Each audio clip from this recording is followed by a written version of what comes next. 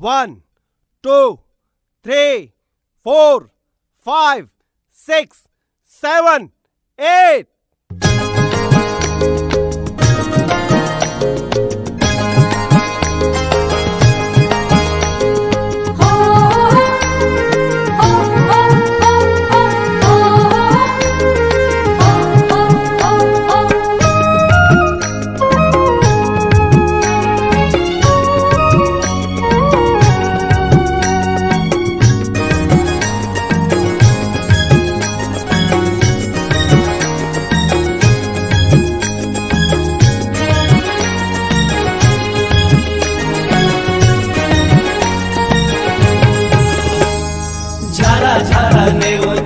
तोला ये जवाना कर माथेले पर चले अबे हमर पारा संगी बहा तोरे सारा कर माथेले पर चले आबो तुहर पारा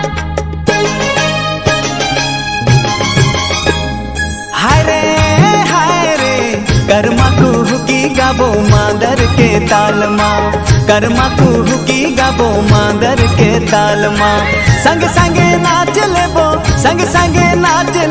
चलना ये साल माँ कर्मा कुहुकी गाबो मांदर के ताल माँ कर्मा कुहुकी गाबो मांदर के ताल माँ कर्मा कुहुकी गाबो मांदर के ताल माँ संग संगे नाच लेबो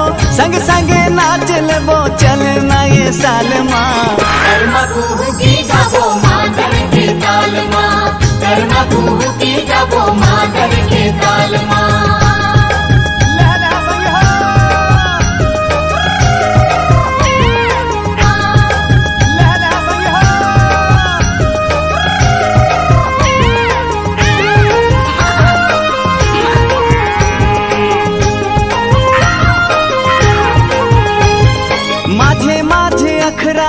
कर्मा के डारो एकादशी भादो के हमर ये तिहार हो जाइबो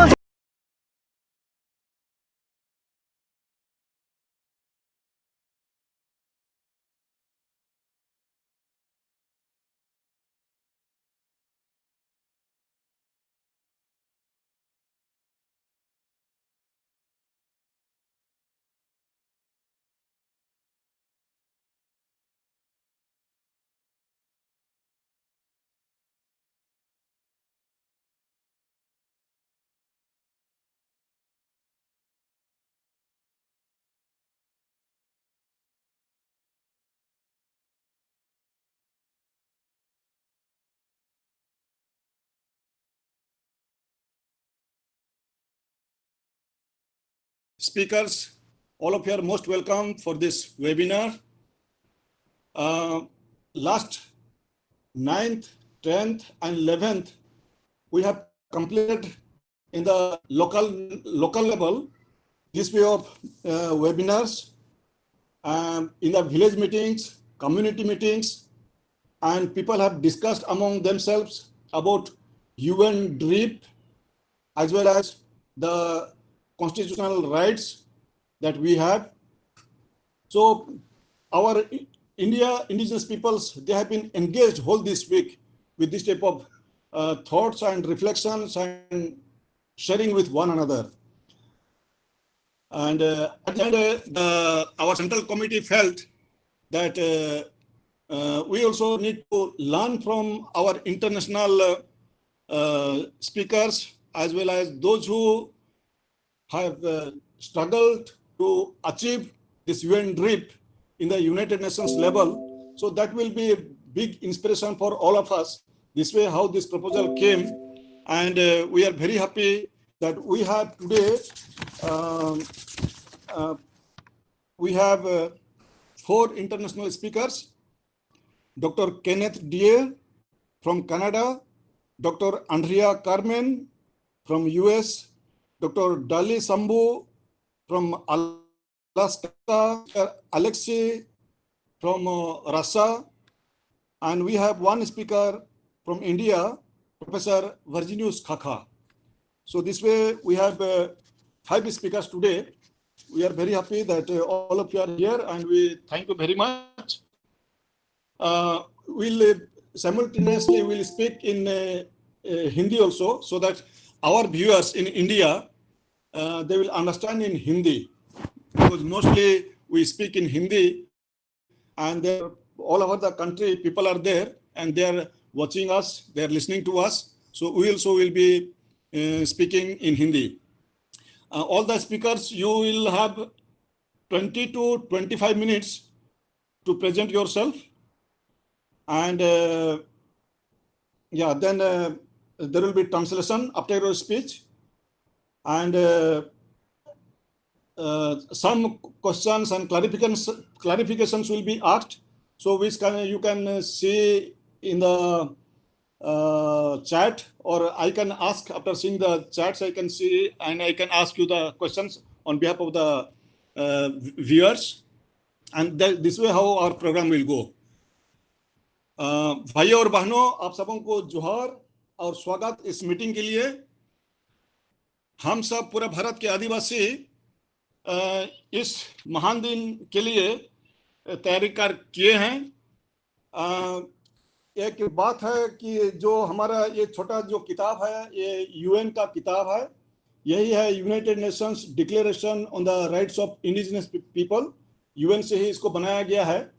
तो इसमें एक पंक्ति ऐसे है that United Nations is concerned that indigenous peoples have suffered from historic injustices as a result of inter alia, their colonization and dispossession of their lands, territories and resources, thus preventing them from exercising in particular their right to development in accordance with their own needs and interests. तो एक बहुत अच्छा सोच विचार UN ने हमको दिया है।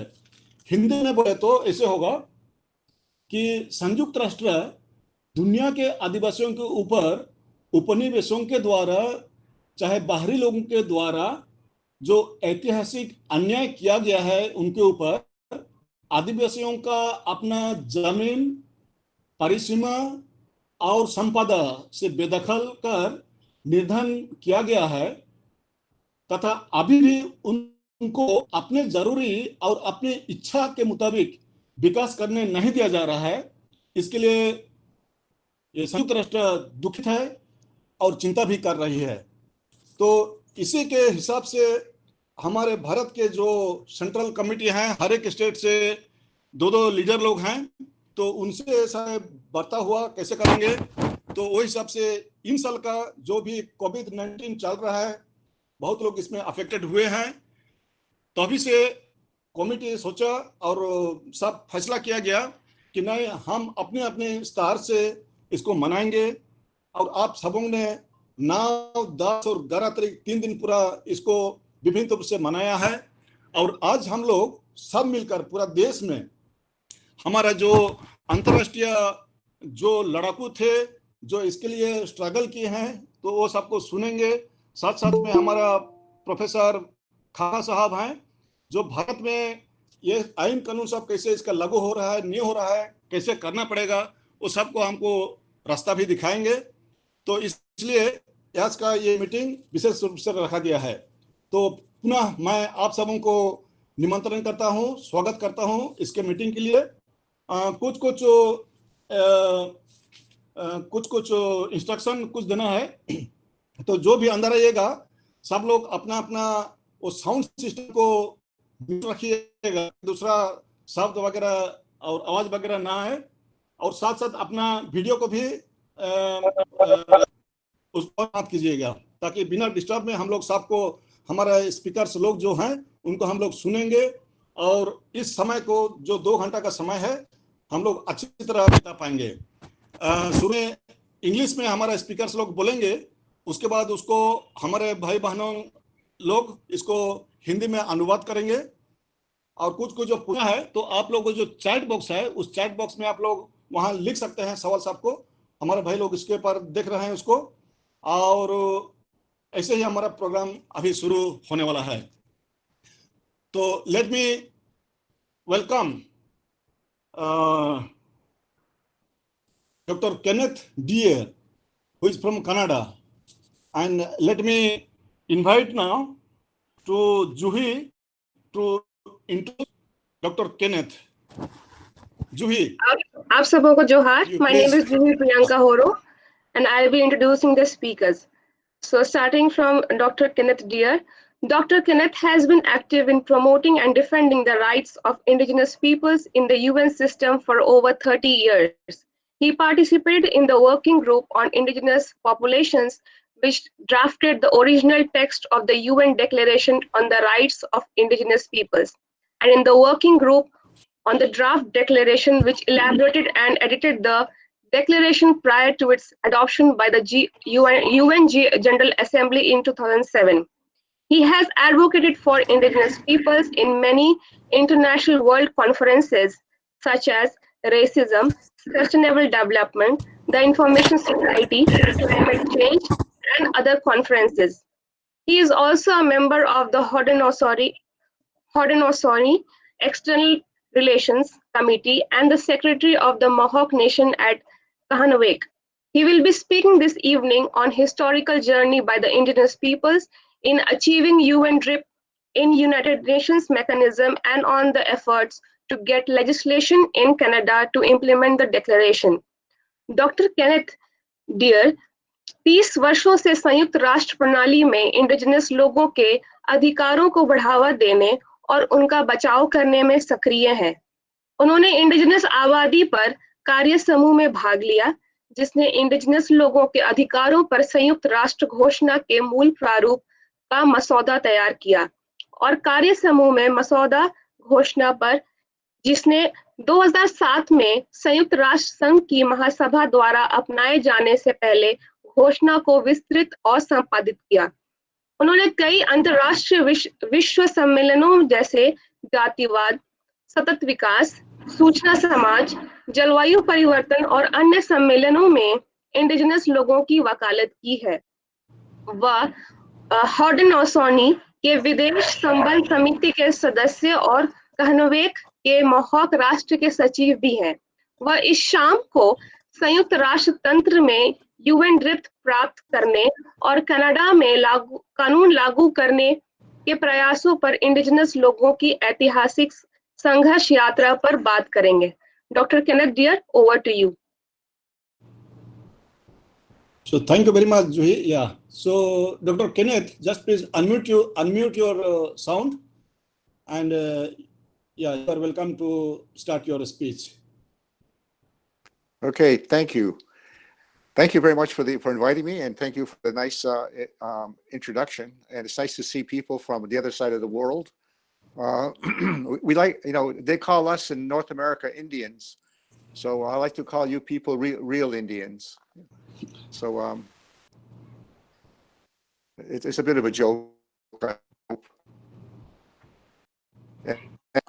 I guess I understand I have to speak in parts, so then I'll be interpreted into Hindi, I assume. So I'll try to be. All right. So you tell me when to stop. So for interpretation. Yeah, you can continue. You can continue. We will translate later. At the end only, the translation will be at the end, sir. So you continue. Yeah. Oh, at the very end. Yeah, wow. Yeah. All right. Yeah. You better. You must have a good interpreter. Mm-hmm. Okay. First of all, my name is Kenneth Deer. I'm a Mohawk. We're from North America, in the northeast of North America. We're part of what the English call the Six Nations Confederacy. The French called us the Iroquois Confederacy, and we call ourselves the Haudenosaunee, which means people of the Longhouse.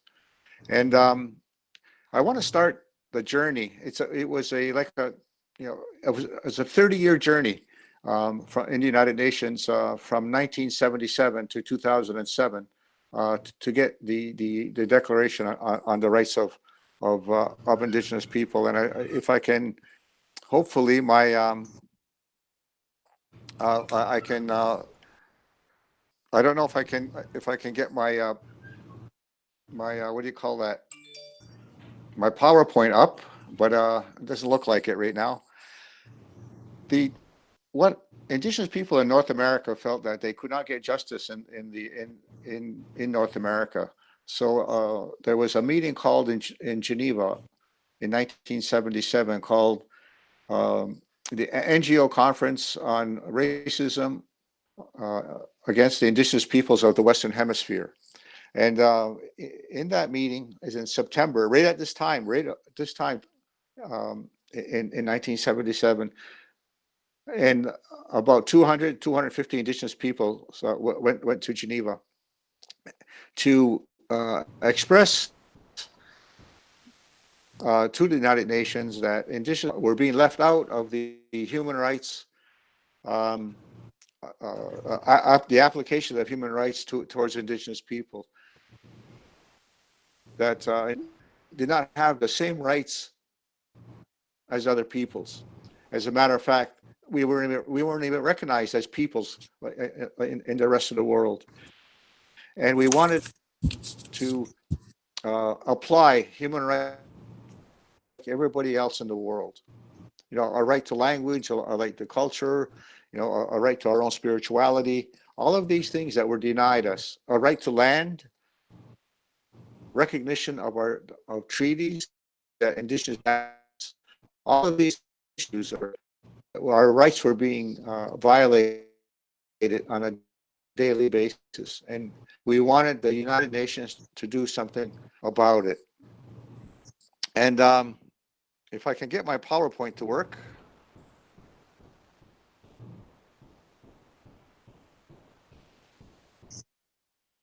And I can't see how to turn on my PowerPoint. Yeah, just you present now. That you just click it. Mm-hmm. Well, okay. So it would have been better if I could show you pictures of the meeting in Geneva. It would add a lot to this discussion. So the indigenous people, the United Nations listened to indigenous people in Geneva, and there was a report done called the Cobo report that emphasized that yes, the indigenous peoples have been neglected and left out of the dialogue and the discussions in the United Nations. So in 1982, they created the Working Group on Indigenous Populations. And the working group consisted of 5 human rights experts from the 5 different regions of the United Nations, South America, Africa, Asia, Western Europe, and other countries, and the Soviet bloc. One human rights experts from every one of those regions. None of them were indigenous. And the first thing that the indigenous people asked them to do is to write a declaration on the rights of indigenous peoples. That indigenous peoples do have rights like all other peoples. And so in 1982, the working group on indigenous populations started that process, and it really started going in 1984. When the first time I went to Geneva in 1987, the working group had 12 articles in the declaration. I don't remember what they were, but we still had a long way to go. And by the time we left in 87, there were 18 articles. So yeah, every year, indigenous peoples would meet for 1 week. Just indigenous peoples would meet from Monday to Friday to draft text on what we wanted to have in a declaration. And then the following week, during the working group on indigenous populations, we would present our ideas, our text, what the rights that we wanted in the declaration. So it was a very long process, and we had so many rights to articulate. As time went on, the working group on indigenous populations finally ended drafting the declaration in 1993, and by then we had 45 articles in the declaration, and the last article to be agreed to was Article 3: Indigenous peoples have a right to self-determination, because in those years in the 1980s and early 90s and even up to today, there were states and scholars that said that indigenous peoples were not peoples, were not equal to all other peoples, that we do not have a right to self-determination like other peoples. So that was the kind of discrimination that indigenous peoples faced, and it was real. It was palpable. The arguments that states and some academics had against us were really amazingly racist.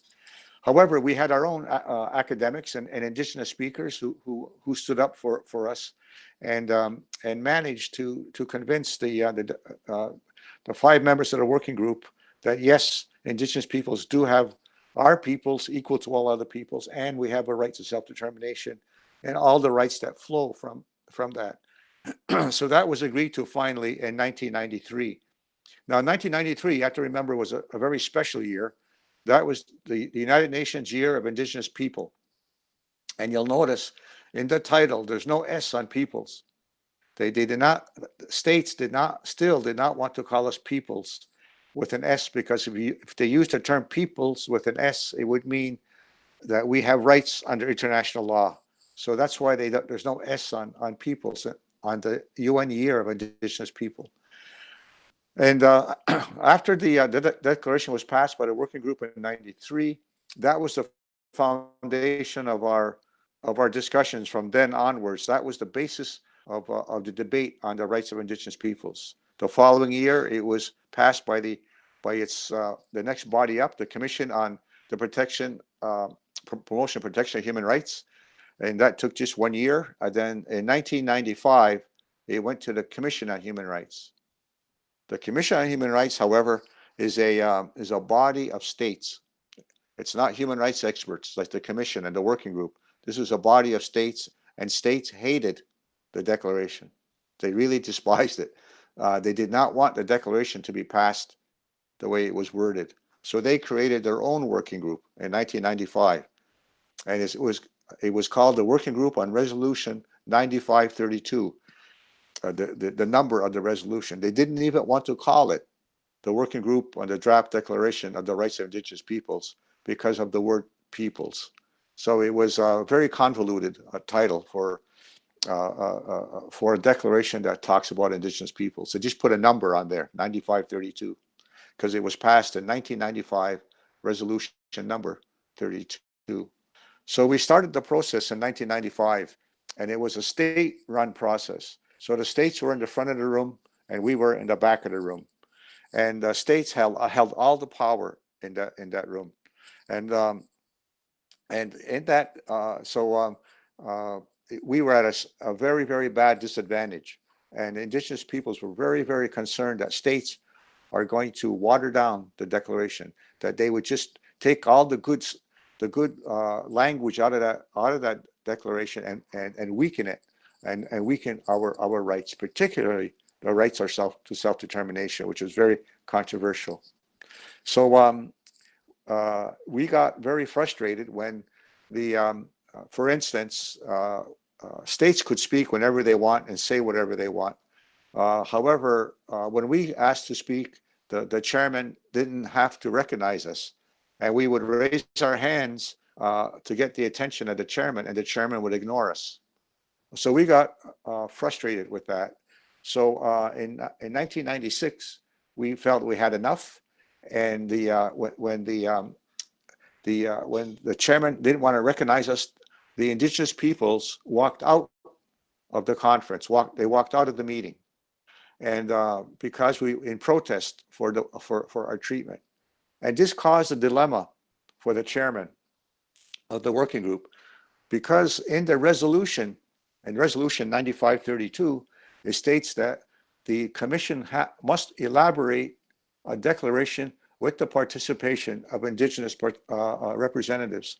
So if the representatives walk out of the room, then they can't elaborate a declaration. So for 3 days, we were out of that room, and we were negotiating how to get a voice in that room. And we would offer ideas like, well, how about an indigenous co-chair? And then they said, no, that's against the UN rules. How about an indigenous rapporteur? And they said, no, that's against the UN rules. So all kinds of ideas to give us some kind of equality in that room were rejected. So finally, after 3 days, the chairman of the working group, the ambassador Urrutia of Peru, came back with a proposal, and this was what he said. He said the working group on the draft on the declaration meets in informal meetings all the time, and only when they do it, then when they agree with something, do they go into a formal meeting and to pass an article that they all agree to. So he says he declared that in the informal meetings, indigenous peoples will be part of the consensus. So that was a big victory for indigenous people. We agreed to that and went into the room. So from that point onward, in 1996 to 2006, indigenous peoples were part of the consensus. So states could not change anything in the article without our consent. And that had never happened before in the United Nations, and it hasn't happened since, actually. So, so from 1996, we also had the Indigenous Caucus had a strategy of no changes to the original draft. So, so we stopped any changes to the declaration that states were proposing from 95, 96, 97, 98, 90, 99, 2000, 2001, 2002, and 2003. For all those years, indigenous peoples prevented states from watering down the declaration. And every time we met, we would defend every single article, paragraph, sentence, phrase, and word in the declaration. And it was a magnificent, I call it a magnificent fight in those years to keep the declaration unchanged. However, after all that time, states became very frustrated, and they began to threaten to shut down the working group and kill the declaration by cutting funding to the working group, so that they can't meet, and then therefore there would be no declaration. So in 2000, it's a little bit more convoluted than that, but in 2004. Because of some maneuverings, we had to eventually agree to negotiations on some changes to the text. So there was a flurry of discussions and meetings, and in 2003, 2004, 2005, and 2006, with negotiations on some of the changes to the text in the declaration, and also a new article was added. Article 46 was added at that time to as a final article that closes up the declaration, declaration, summarizes the declaration, it's like a closing paragraph to the declaration. So so finally that article was the declaration was passed by the working group in 2006, and but it wasn't over. The Commission on Human Rights was dissolved because it was corrupt. They felt that it was corrupt and wasn't. It was too politicized, and the United Nations created the Human Rights Council, and so the Human Rights Council, the first chairman of the Human Rights Council was Ambassador de Alba of Mexico. And he told the chairman of the working group on the declaration, give me the declaration and the first meeting of the Human Rights Council, and I will get the declaration passed. So there was a plan in the background to get the declaration to the first meeting of the Human Rights Council. And so that was accomplished. And then when the vote came for the declaration, there was normally these declarations are passed by consensus, and but the chairman says we don't have consensus. There has been a call for a vote, and the Guatemala raised their hands and asked, well, who called for the vote? And the chairman said, Canada. So Canada was against the declaration, and they asked for a vote because they didn't want the declaration to be passed by consensus. So in the roll call vote that took place, Canada and Russia voted against the declaration at the Human Rights Council, but it was still passed, but it wasn't passed by consensus. So then the Human Rights Council passed the declaration. Then it went to the General Assembly in New York. Then at the General Assembly, and all resolutions are vetted in the third committee. Then now in the third committee, the declaration was presented, and then the African states spoke up. And African states said that the declaration requires more study. And what that means is that the African states wanted changes in the declaration. And why did that happen? Because Canada did not want the declaration passed, and they had good relations with the states in Africa. And Canada told Africa that the declaration was dangerous, that because of the right of self-determination, your countries will be broken up. And so the African states, the same states that voted in favor of the declaration in Geneva, were now saying that they want changes. So this started a whole new round of negotiations in New York, and between representatives of the African states and really Latin America. It was Mexico, Guatemala, and Peru. And on the African side, I think it was Egypt, Botswana, and Nigeria, I believe. And they started negotiating changes to the text. And the Africans wanted 43 changes in a text that had 46 articles, which is ridiculous. So they negotiated text. We had indigenous people in New York to help lobby states. We were not allowed in the room during these discussions. We were outside the room, so we were at a very bad disadvantage. However, the friendly states, did a good job of keeping the African states at bay. And in the end, there were 9 changes. 1 change actually improved the text. 2 were neutral, and other language weakened the text. And one of the most, I guess, controversial changes was the addition of territorial integrity in Article 46 that was insisted on by the African states. It was a red line by the states to protect the territorial integrity of their states. So finally, once the African states agreed to those changes, the declaration was presented to the General Assembly on September 13th, 2007. Now, some people say, well, why didn't we just go to the General Assembly and have the African states vote against it, and then we'll still get it passed? That's not the way it works in New York.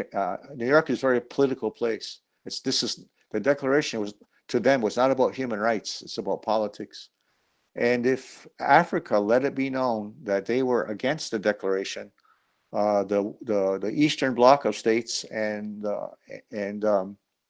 Asian states would vote against the declaration to support Africa. So we couldn't take that risk. There was a risk that we could lose the declaration, or that we could win the vote, 51% to 49%, which would weaken the declaration. So that's why the negotiations with the African states had to take place, or else we may have a weak. The declaration will be much more weak. Will be a lot weaker, or it might even have been defeated. So that's why that had to take place. So in the vote in the General Assembly, myself personally, I thought about 12 states would vote against it, but in the vote on the General Assembly, there were only 4 states that voted against it: the United States, Canada, New Zealand, and Australia were the only all children of Great Britain. And even Russia, who voted against it in the Human Rights Council, were smart enough to abstain. They abstained from the vote. I think there were 12, 13 abstentions, and some of those abstentions have now changed their vote to support the declaration. So it was embarrassing to Canada and to all these 4 states to vote against it. And eventually, all four states, well, three of the states, Canada, New Zealand, and Australia, endorsed the declaration. United States changed their position. They're not against the declaration, but they said they support the declaration. They did not endorse the UN declaration. So that's the journey of the UN declaration, all the way from 1977 to 2007, before it was passed by the General Assembly. And it was an amazing battle, an amazing journey, a campaign, that took 3 decades. And I admire the indigenous peoples who took this fight all the way to the end. It was like I said earlier, it was a magnificent fight. And the rights in the declaration are just totally amazing. Yes, there are some weaknesses, but in general, and the most important articles are the first three. The first three articles, Article 1, 2, and 3, which says that indigenous peoples are peoples equal to all other peoples, and that indigenous peoples have a right to self-determination, to freely pursue their economic, political, cultural rights, etc. So those are really most important. And the preamble paragraphs are also very, very, very important. So I'd like to end it there if I can. Sir, you have another 3 minutes. Another 3 minutes you have. Okay. Now, in that 3 minutes, yeah, I'll discuss Canada. Of course, Canada has right now has technically, I guess, a friendly government towards indigenous peoples, and they tried to pass a legislation last year to recognize the declaration and make it part of Canadian law. And it was passed by the House of Commons, but it died on the order paper in the Senate because of resistance by conservative elements in the Senate. So the legislation died. So now they're going to now there's a new government in, and they are going to try again to get the legislation passed. And in this legislation, they hope to the key elements of this legislation is to repudiate all the colonial laws, policies, and doctrines that refer to indigenous peoples, particularly in a negative way. A commitment to work with the consent of indigenous peoples in every aspect of the implementation of the declaration. A process to reform federal laws, policies, and regulations to ensure they meet and exceed the minimum standards set out in the declaration, and a commitment to develop a national action plan for collaborative implementation of the declaration. One of the most important parts of this legislation is to instruct courts to consider the declaration in their deliberations.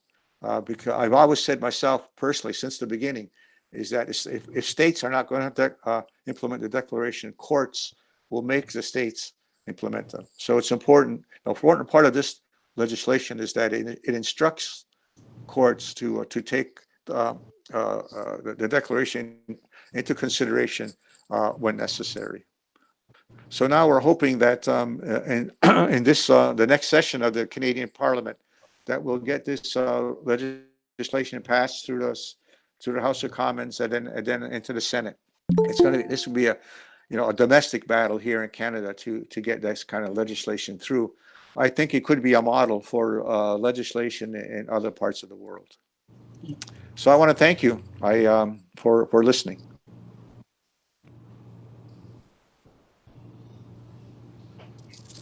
Yeah. Thank you, sir. You finished? Yeah. Okay. Thank you Yes. very much. So thank you very much. And now I ask Dr. Benjamin to little bit translate into Hindi. But Benjamin, Dr. Benjamin, please make it short, about maybe 6 or 7 minutes. You complete it so that our Indian viewers, they will understand it. साथियों, अभी doctor Kenneth अपना वक्तव्य को खत्म किए हैं, तो मैं डॉक्टर बेंजामिन से अनुग्रह करता हूं कि वो संक्षेप में 6 से 7-8 मिनट के भीतर हिंदी में थोड़ा बताएं, ताकि हम लोग भारत का आदिवासी हम ये जो है उसको हम लोग समझ सकें। और इसके बाद जो क्वेश्चन यदि पूछना मांगते हैं तो आप लोग वो चैट बॉक्स में लिखिएगा, तो इसके बाद संगे संग क्वेश्चन हम डॉक्टर केनेथ को हम लोग पूछ सकते हैं। तो डॉक्टर बेंजामिन। धन्यवाद एडवोकेट निकोलस बर्ला। ये मेरा सौभाग्य है कि आज मैं सर केनेथ डियर के व्यक्तित्व का मैं हिंदी में अनुवाद कर रहा हूँ।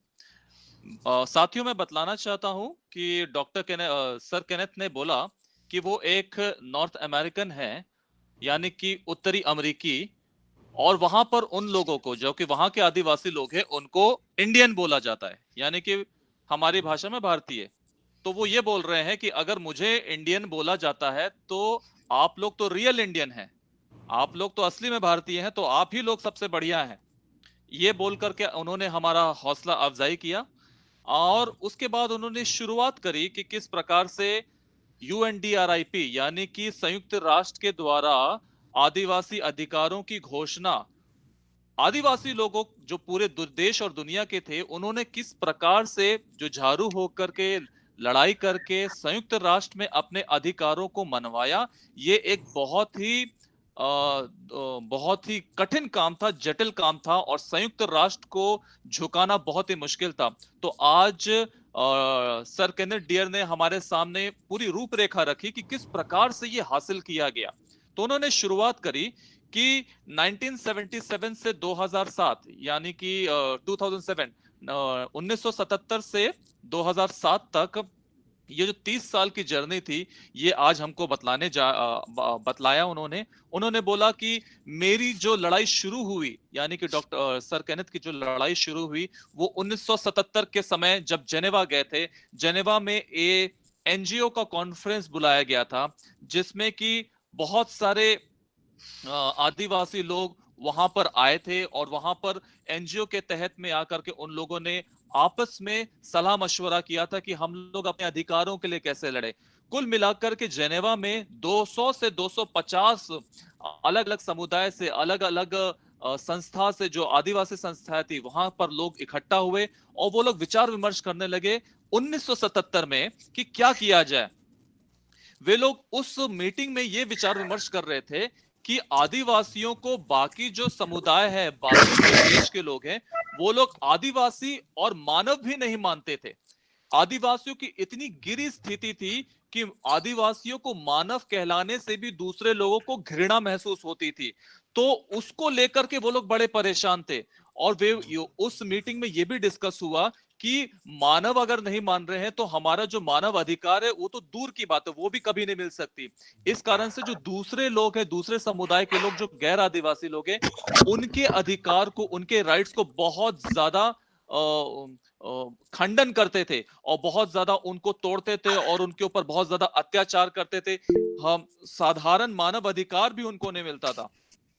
तो वे उस जेनेवा के मीटिंग में उन्होंने डिसाइड किया कि क्यों ना हम लोग जेनेवा में जो यूएन का ऑफिस है वहां पर दरवाजा खटखटा करके बोले उनसे कि कृपया हमारी आवाज सुने, हमको भी जीने का अधिकार है, हमको भी सम्मान पूर्वक जीने का अधिकार है, उसके लिए हम लड़ाई करना चाहते हैं और आपसे मनवाना चाहते हैं कि हमें अपना अधिकार दो।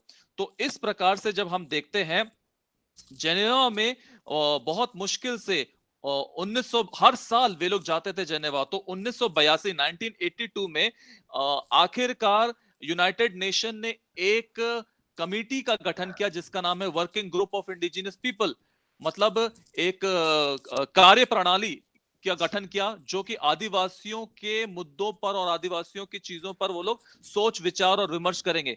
खास बात तो ये थी कि जब उस कमेटी की गठन हुई और उसका जो विस्तार हुआ आगे चल करके 1987 में 1987 में, तो मैं आपको बतलाना चाहूंगा कि उस वर्किंग ग्रुप में 5 दुनिया के 5 देशों के लोग प्रतिनिधि थे।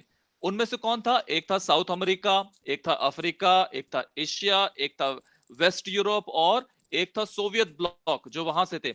और गौर करने वाली बात यह है साथियों कि जितने भी 5 देश थे उनमें से जो भी प्रतिनिधि थे उन देशों के, एक भी आदिवासी नहीं था। सारे गैर आदिवासी लोग बैठ करके उस कमेटी में ये तय कर रहे थे कि आदिवासियों का भविष्य क्या होने वाला है। तो ये खुद में एक विडंबना वाली बात थी। तो जब 1987 में ये जो कमेटी के मेंबर जो 5 लोग बैठ करके इन लोग ने एक ड्राफ्ट निकाला, डॉक्यूमेंट निकाला, और उसमें 12 आर्टिकल थे, और वो 12 आर्टिकल करते करते जब उन्होंने वहां के पटल पर रखा, न्यूयॉर्क में रखा, जेनेवा में रखा, तो 12 से होकर के 18 आर्टिकल धीरे धीरे बढ़ना शुरू हुए। उसी प्रकार जब आदिवासी लोग बार बार जाते थे जेनेवा में, बार बार न्यूयॉर्क में जाते थे, तो उनके साथ क्या बर्ताव किया जाता था कि जो लोग यूनाइटेड नेशन से जुड़े हुए जितने भी देश थे, वो सब लोग क्या होता था कि वो लोग आपस में अंदर के हॉल में मीटिंग करके आपस में डिस्कस करते थे, और आदिवासियों को बाहर खड़ा करके वो एक ग्लास वाला रूम था, ग्लास वाला, आप ग्लास से देख सकते हैं, आप ग्लास से अंदर देख सकते क्या हो रहा है, और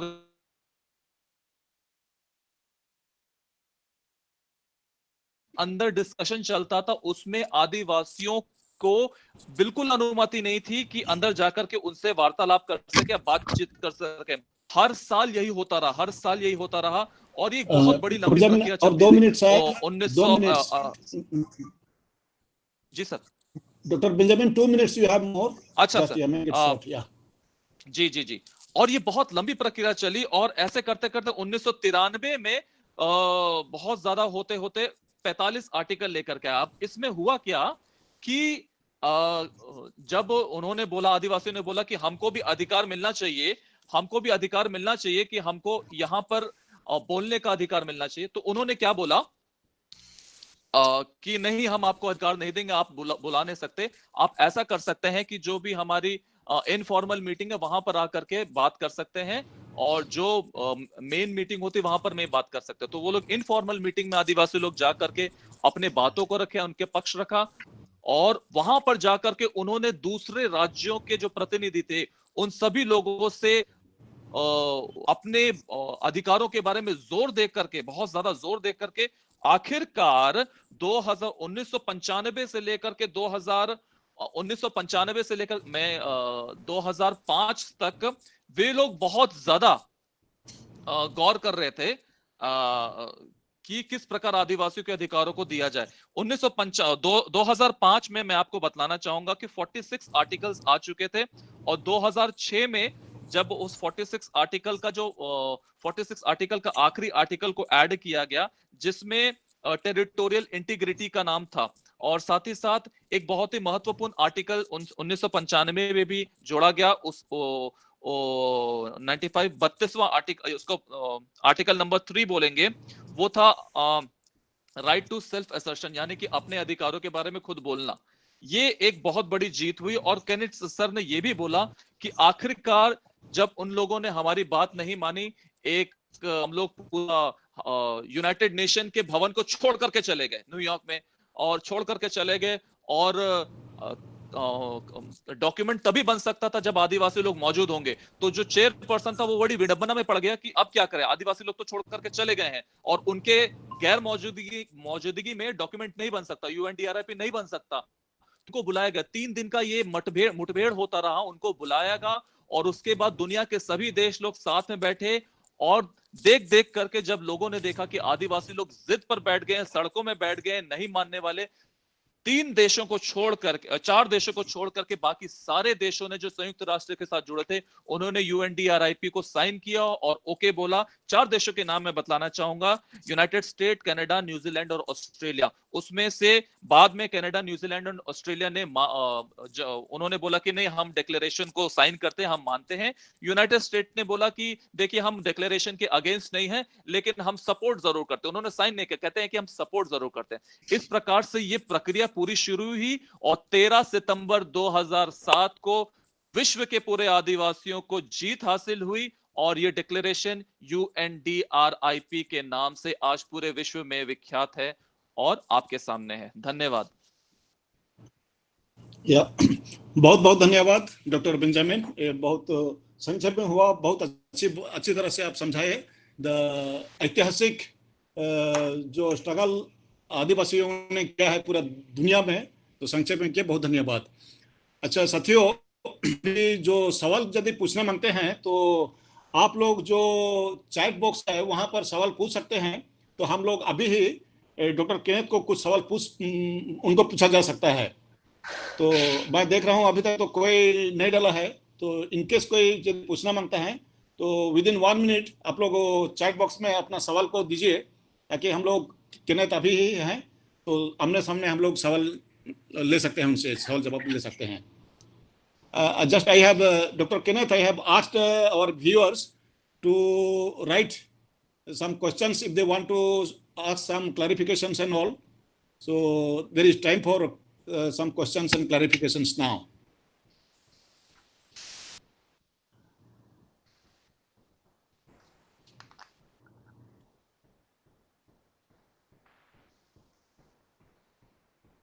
एक सवाल है आया है। Yeah. Okay, Benjamin, you tell. Yeah. एक सवाल आया है, दुनिया के कौन कौन से देशों में आदिवासी अधिकारों की घोषणा को समर्थन करते हुए सहयोग किया जा रहा है? Doctor sir Kenneth, there is a question from one of our audience. In the world, how many countries are actually signatory, or who are actually the signatory of this United Nations Declaration of the Rights of Indigenous People, and who are supporting this UNDRIP? So the question I understand is that how many states support the declaration? Yes, sir. Yes, sir. All states should be supporting the declaration because it's a consensus a declaration now, because the only states that voted against it, with the 4 states that voted against it now have changed their position. So there are no states who are technically against the declaration. It's a consensus human rights standard. So there's even, mind you, in the real politics, a country like Russia, who abstained, has been acting like they were against the declaration. However, technically, there is no state that is against the declaration. All states are bound by the consensus, the consensus acceptance of the UN declaration. So technically, all states are in favor of the declaration, even though some states act like they are against it. I hope that helps clarify. साथियों, doctor dear ने ये बताया कि विश्व में जितने भी देश हैं जो संयुक्त राष्ट्र के साथ जुड़े हुए हैं, वे सभी देशों ने UNDRIP यानी आदिवासी अधिकार घोषणा पत्र पर सिग्नेचर किया हुआ है, और सभी लोग इस चीज को मानते हैं। दुनिया में ऐसा कोई देश नहीं है जो इसको नहीं मानता है आज की स्थिति में। Dr. Dear Kenneth, sir, there is a question: which article of UN declaration are operative in view of Article 46(2)?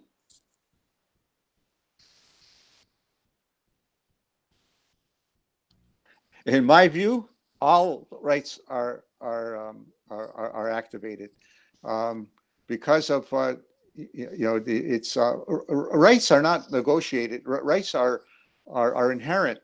You're born with these rights. They're not like somebody can decide that you don't have a right to your land. You don't have a right to your language. You don't have a right to education. Nobody can deny you your rights. All of those rights in the Declaration are inherent. They're there. They're there when you were born, and that's why the Declaration is so important, because states were saying that we don't have those rights. The Declaration, states were saying that we didn't have those kind of protections under the Covenant on Civil and Political Rights, or the Covenant on Economic, Social, and Cultural Rights. But the Declaration is, you have to read it in its entirety. The entire Declaration is operational. It's just a question of getting states, or getting ourselves to assert our rights. The issue of territorial integrity is a problem. However, I don't know if anybody intends to declare independence and break up states. That's a political action. If people want to become independent of the state that you're in, that's a political action, and all peoples have a right, if their human rights are being violated, they do have a right to to express themselves in a right of self-determination in the way they choose. So that's how I respond to that question. Thank you sir.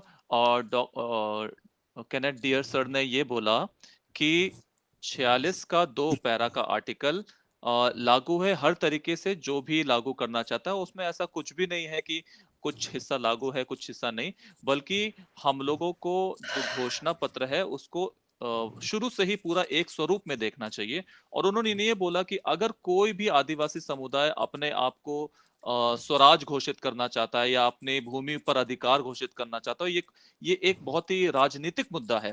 तो वहां के जो देश का जो राजनीतिक जो तंत्र है वो उस चीज के उस मुद्दे पर हस्तक्षेप करेगा, और वो इस चीज में फिर आगे बढ़ करके जो भी समाधान होगा उसमें वो आगे बढ़ेगा।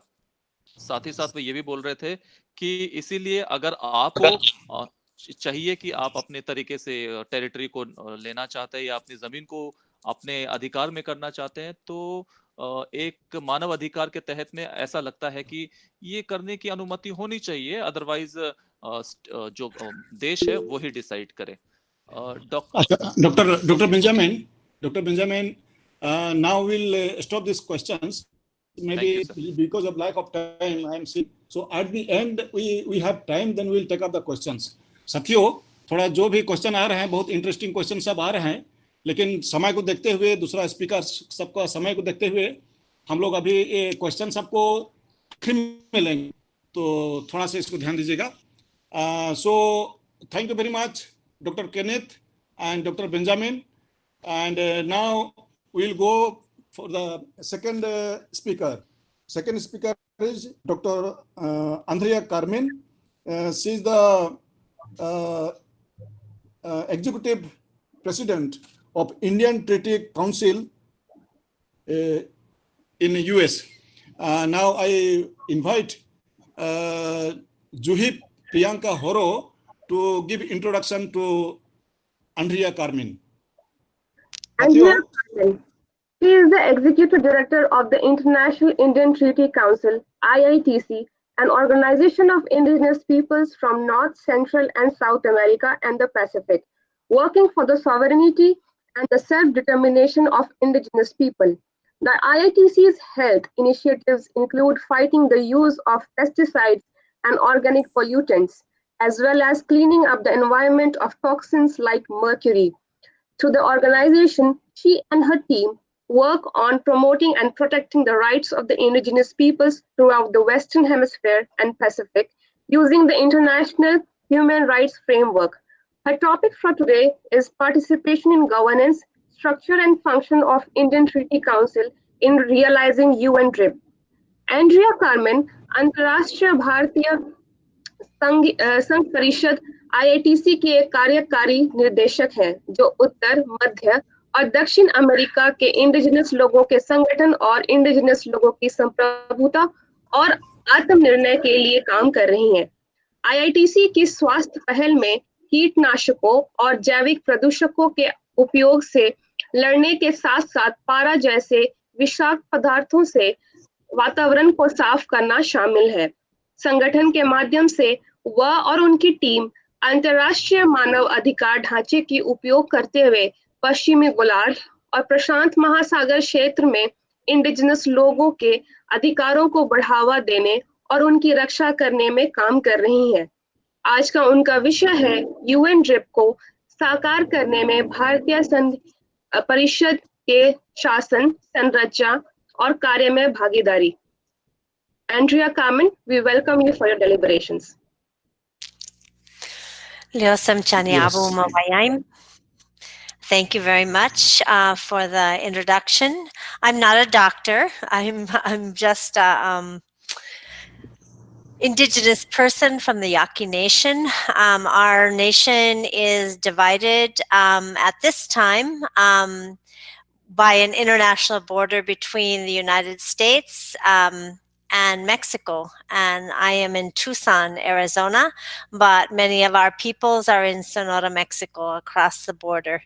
I want to see if I can turn on the presentation. I've never used this format, but I will do my best. I just want to begin by saying that it's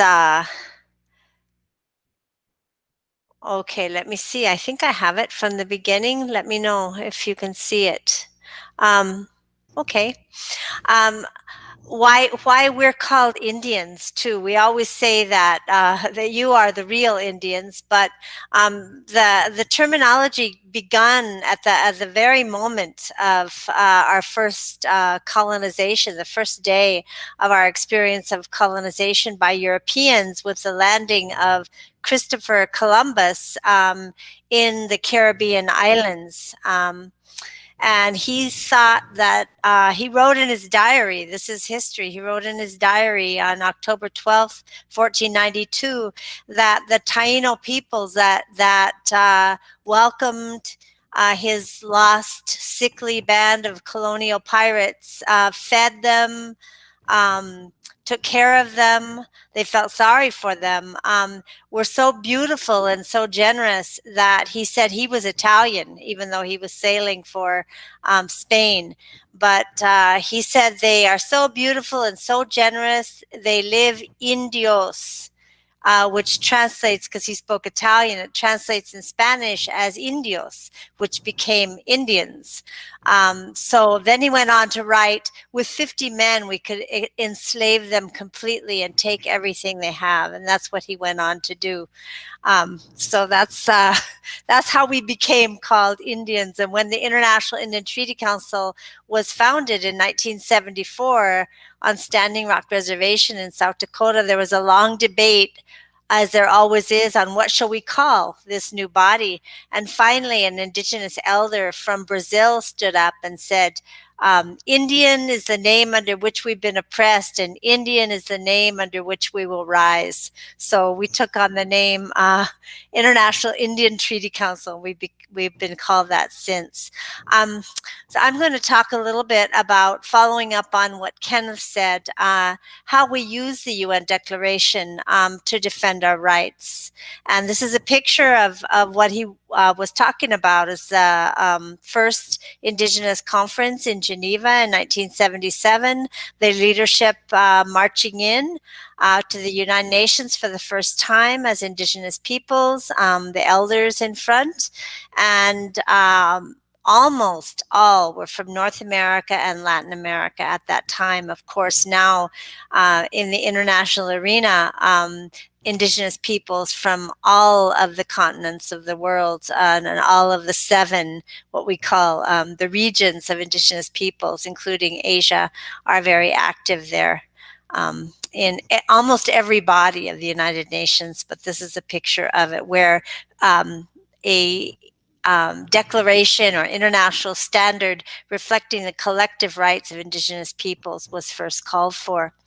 I was asked to speak just a little bit about how we started this work and how the International Indian Treaty Council was founded. And the international work of Indigenous peoples began back in the 1920s when 2 treaty nation chiefs, one from Haudenosaunee, Chief Diskahe, and one from Maori from New Zealand, from Aotearoa, Ratna, both went to the League of Nations before there was such a thing as the United Nations, and asked for a seat at the table with the family of nations, and they were not even allowed in the building.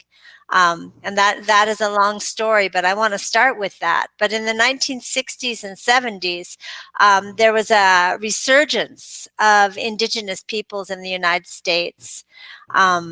The American Indian Movement was founded. There were occupations on Alcatraz Island in California and San Francisco, walks across the country to call for recognition of Indigenous rights, occupation of buildings, and armed occupation at Wounded Knee.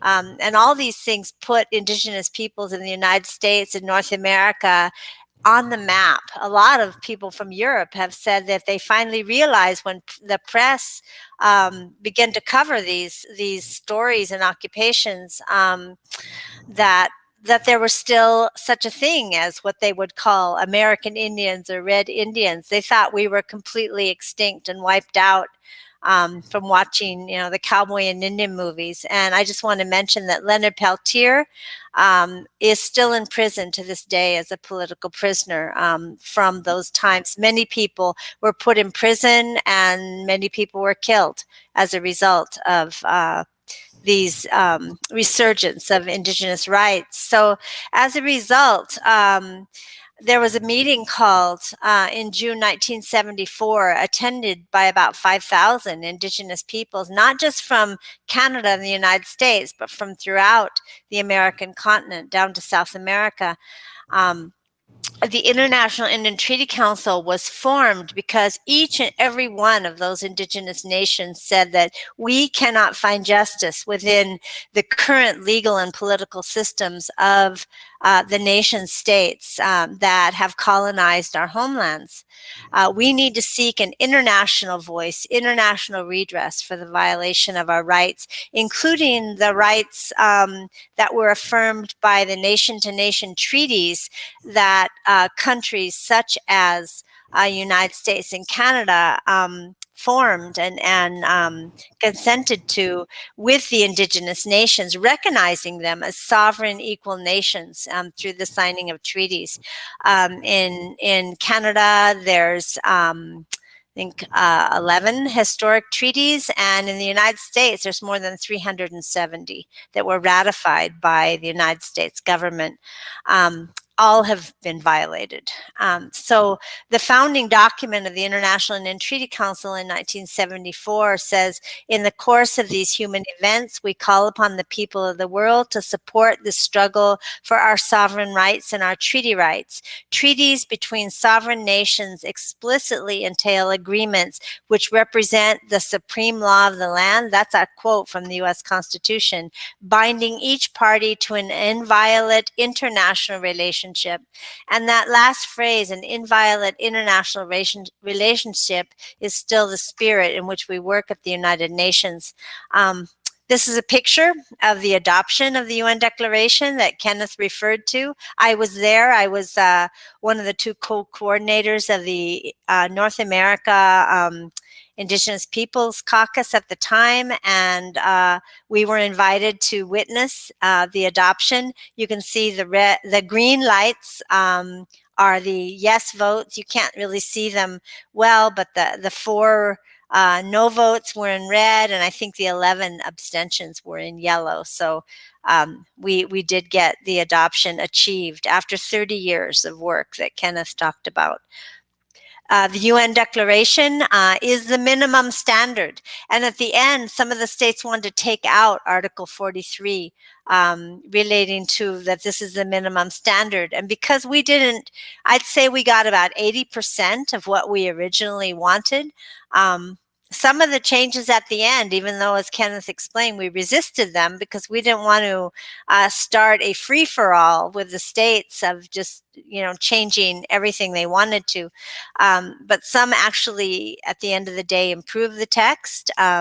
Some we didn't like, as Kenneth said, but still, that's why we maintain this is the minimum standard, and that's what it says in the text. We don't go below that, whether we're talking with our local municipalities about our rights or we're working with the United Nations bodies. This is the minimum standard.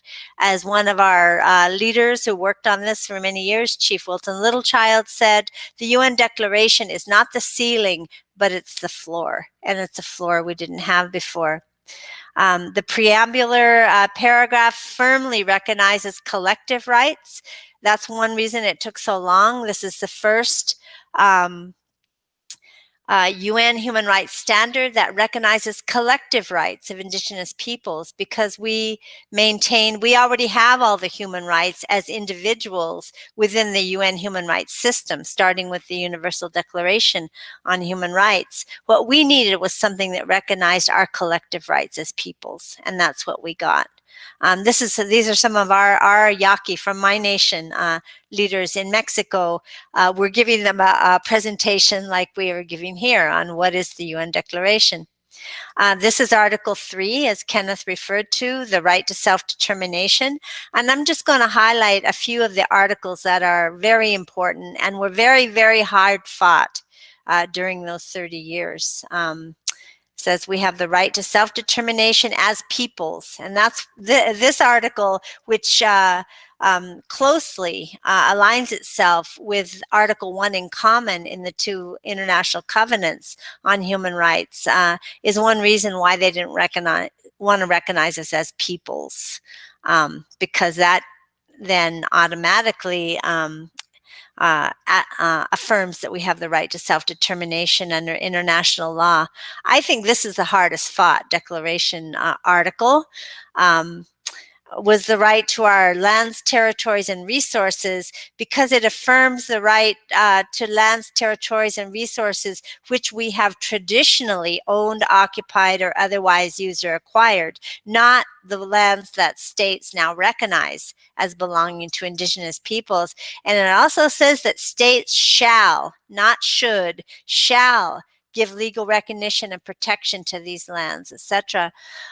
This is one thing when we talk about, how legally binding this is. The states over and over again said that they didn't want the shall language in there because that's more convention language. They said it should say should, but we said we're not going to sit here for 30 years and talk about what you should or shouldn't do. It must say shall, and we won the day on that. Article 32, the right to free, prior, informed consent and development. And this was also very controversial. This was the last concept that was debated on the last day of the Human Rights Council discussion, and Canada and other states still opposed it. But it says before they can do development on our land, they have to gain our free, prior, informed consent. This is the demonstrations on Standing Rock. Everyone heard about that a couple years ago. That fight still continues, fighting the pipelines there, the water defenders. Of course, we were very happy with Article 36 based on how we entered the United Nations.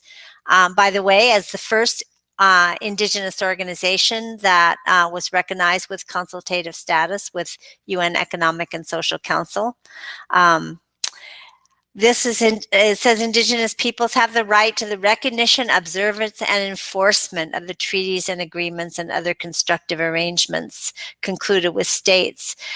This is a UN expert conferring with Dave Archambault, the chairman of Standing Rock Nation, based on Article 36 and also Article 32 on free, prior, informed consent and development. We did the UN work for them to gain international recognition for their struggle against the DAPL pipeline.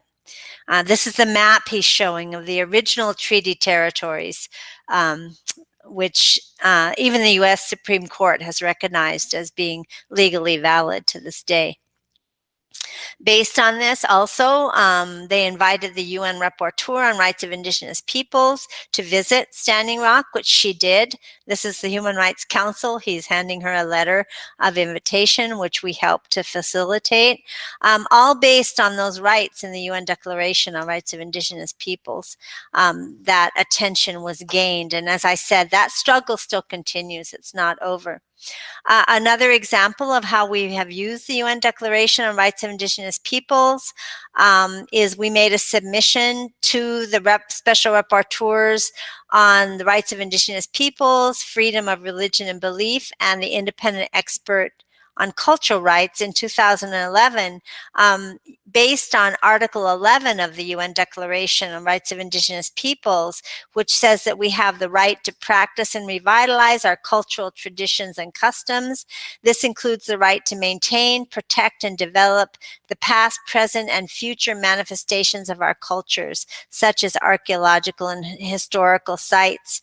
And using this, we were able to get the United States under the Obama administration to tell the state of California to halt the construction of a parking lot at a state park that would have destroyed a sacred area and shell mounds of indigenous peoples, and for the first time implement what's called a joint cultural jurisdiction of the tribal nations in the area and the state of California and the city of Vallejo, where they wanted to put this. So this is an example of a victory using the UN Declaration.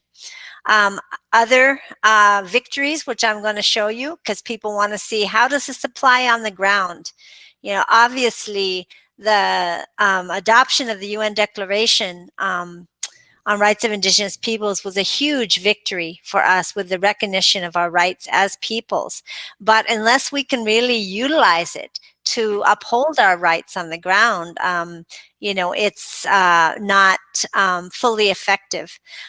This is, again, the part of Article 11, paragraph 2, about our cultural rights, that says that states must create mechanisms which include restitution developed together with us with respect to our cultural, intellectual, religious, and spiritual property taken without our free prior and informed consent or in violation of our laws, traditions, and customs.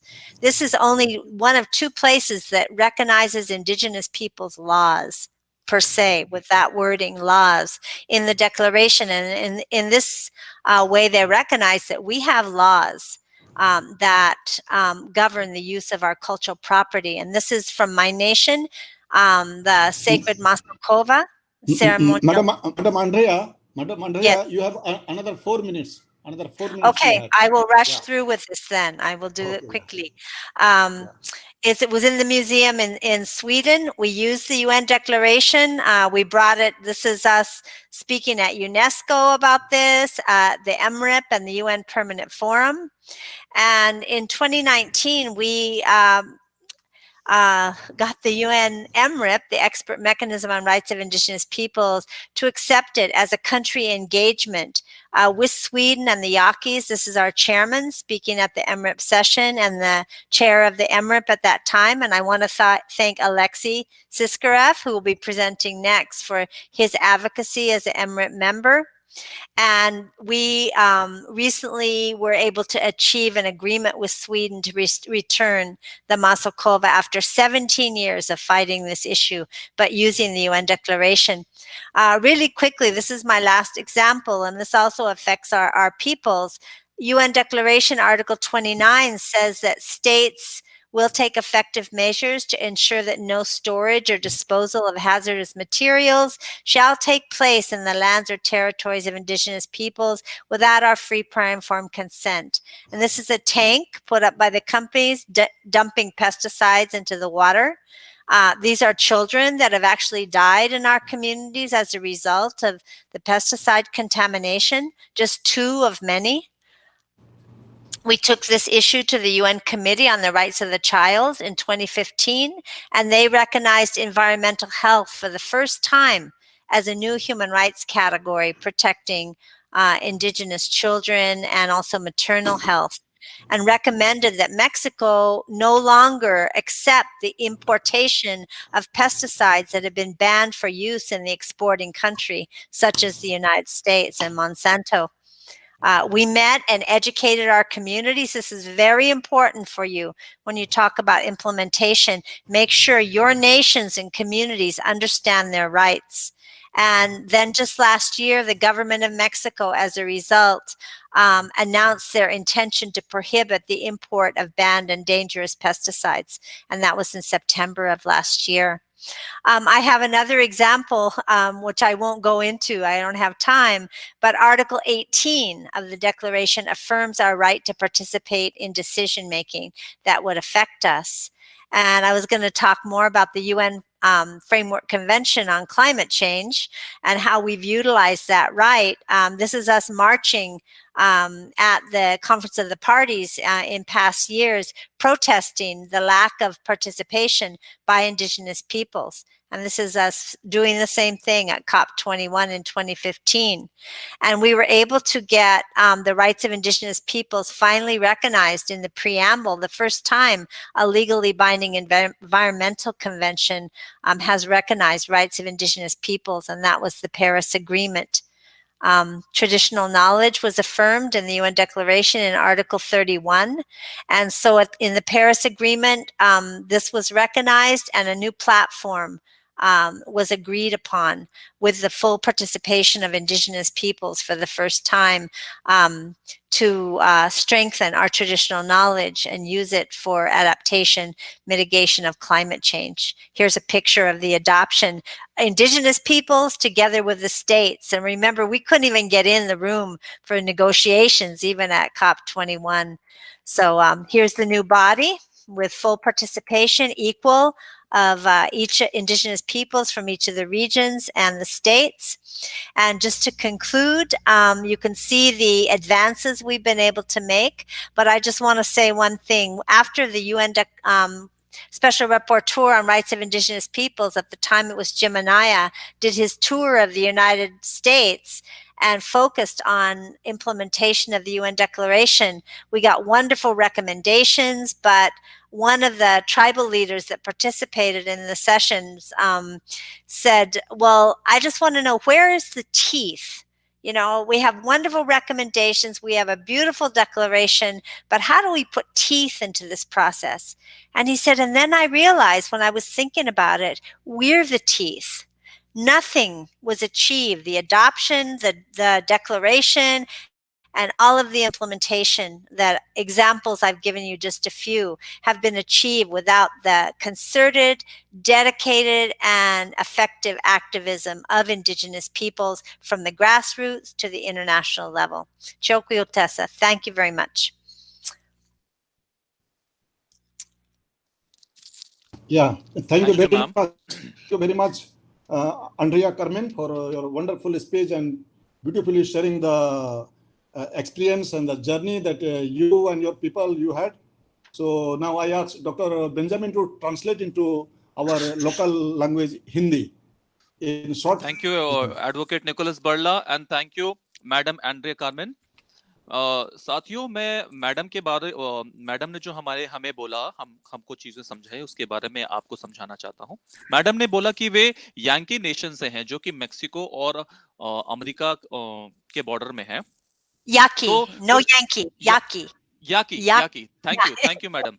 Yaki, let me correct. Apologies. याकी nation है और जो कि Mexico और America border के pair है। तो कुछ आदिवासी समुदाय मेक्सिको में भी रहते हैं, कुछ आदिवासी समुदाय अमेरिका में रहते हैं। तो वो लोग ये कहते हैं कि अपने आप को इंडियंस भी बोलते हैं वो लोग वहां पर, और उनका कहना है कि जो शब्द इंडियन है ये कहां से आया।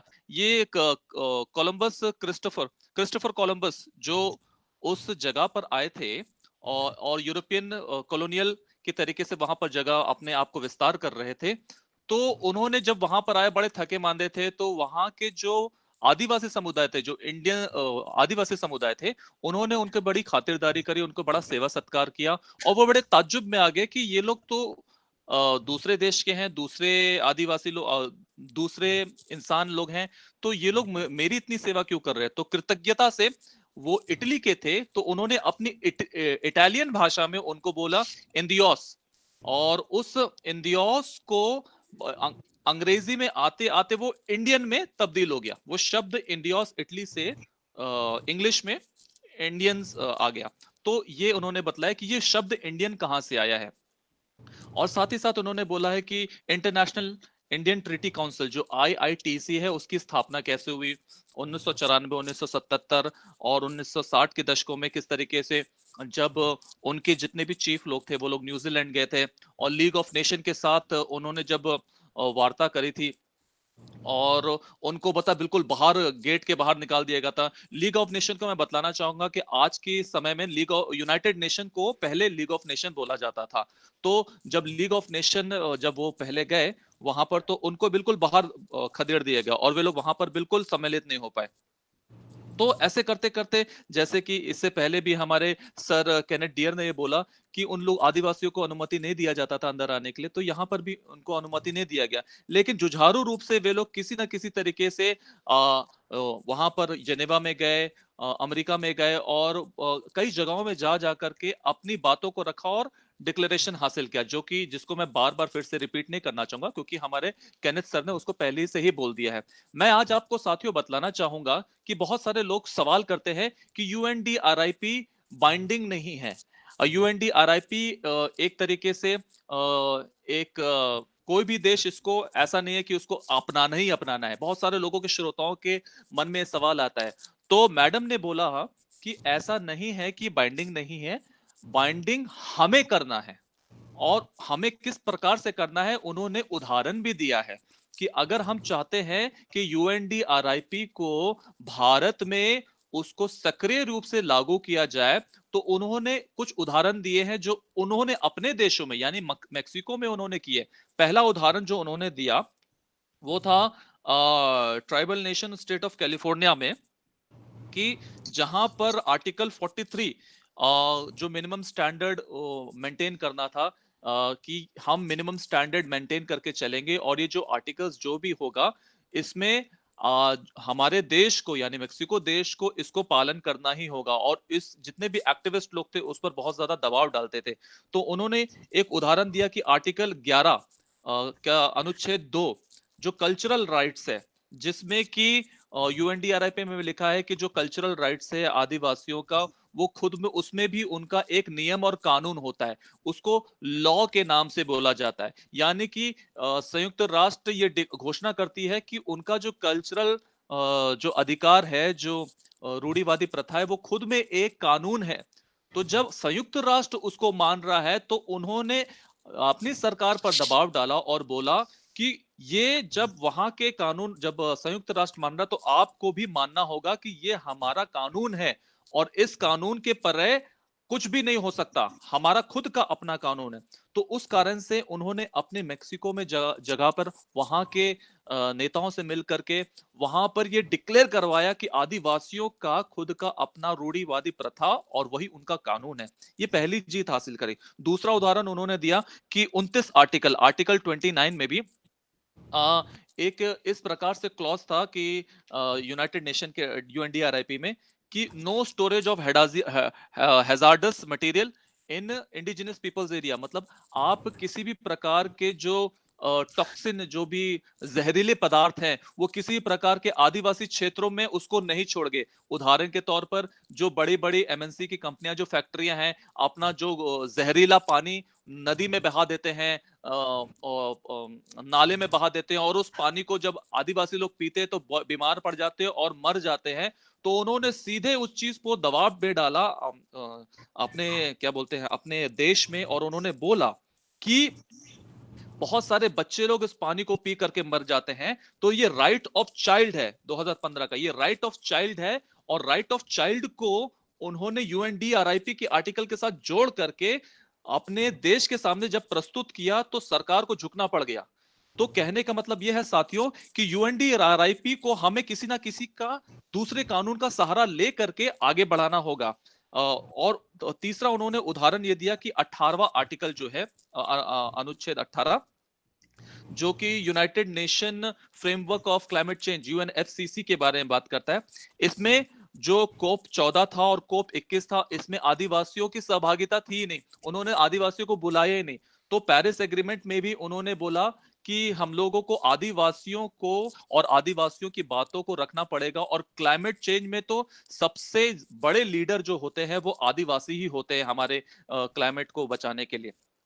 तो इस कारण से उन्होंने बोला कि आदिवासियों ने अपने अधिकारों को वहां पर दबाव डाला कि जो भी पर्यावरण से जुड़े हुए संबंध हैं उसमें आदिवासियों के अधिकार को होना बहुत ज्यादा जरूरी है। अदरवाइज या अन्यथा ये होगा क्या कि ये जो भी आप लोग डॉक्यूमेंट निकाल रहे हैं अंतर्राष्ट्रीय स्तर पर और राष्ट्रीय स्तर पर जो कुछ भी निकाल रहे हैं उसमें आप सफल नहीं होंगे और उसमें आप लोग सफलता हासिल नहीं करेंगे।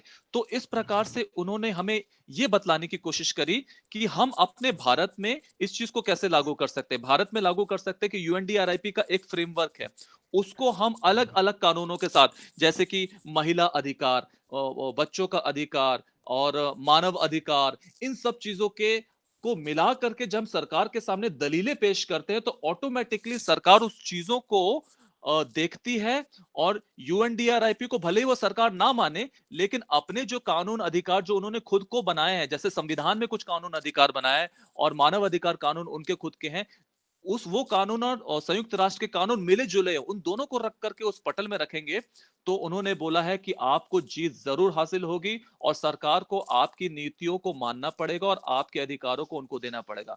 धन्यवाद advocate Nicholas Berland. Thank you so much madam Andrea Carmen, thank you so much.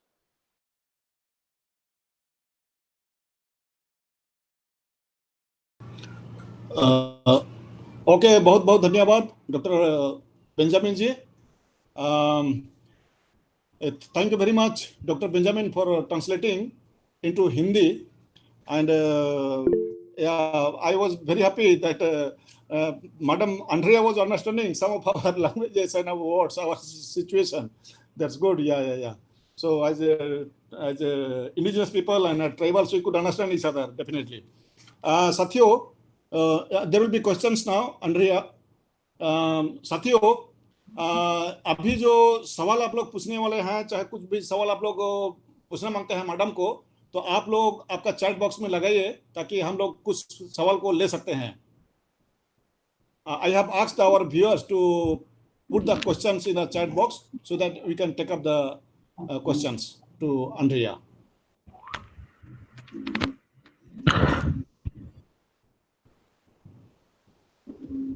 I do not see any question. Maybe we can go to the next speaker. I'll collect the questions and we will share later.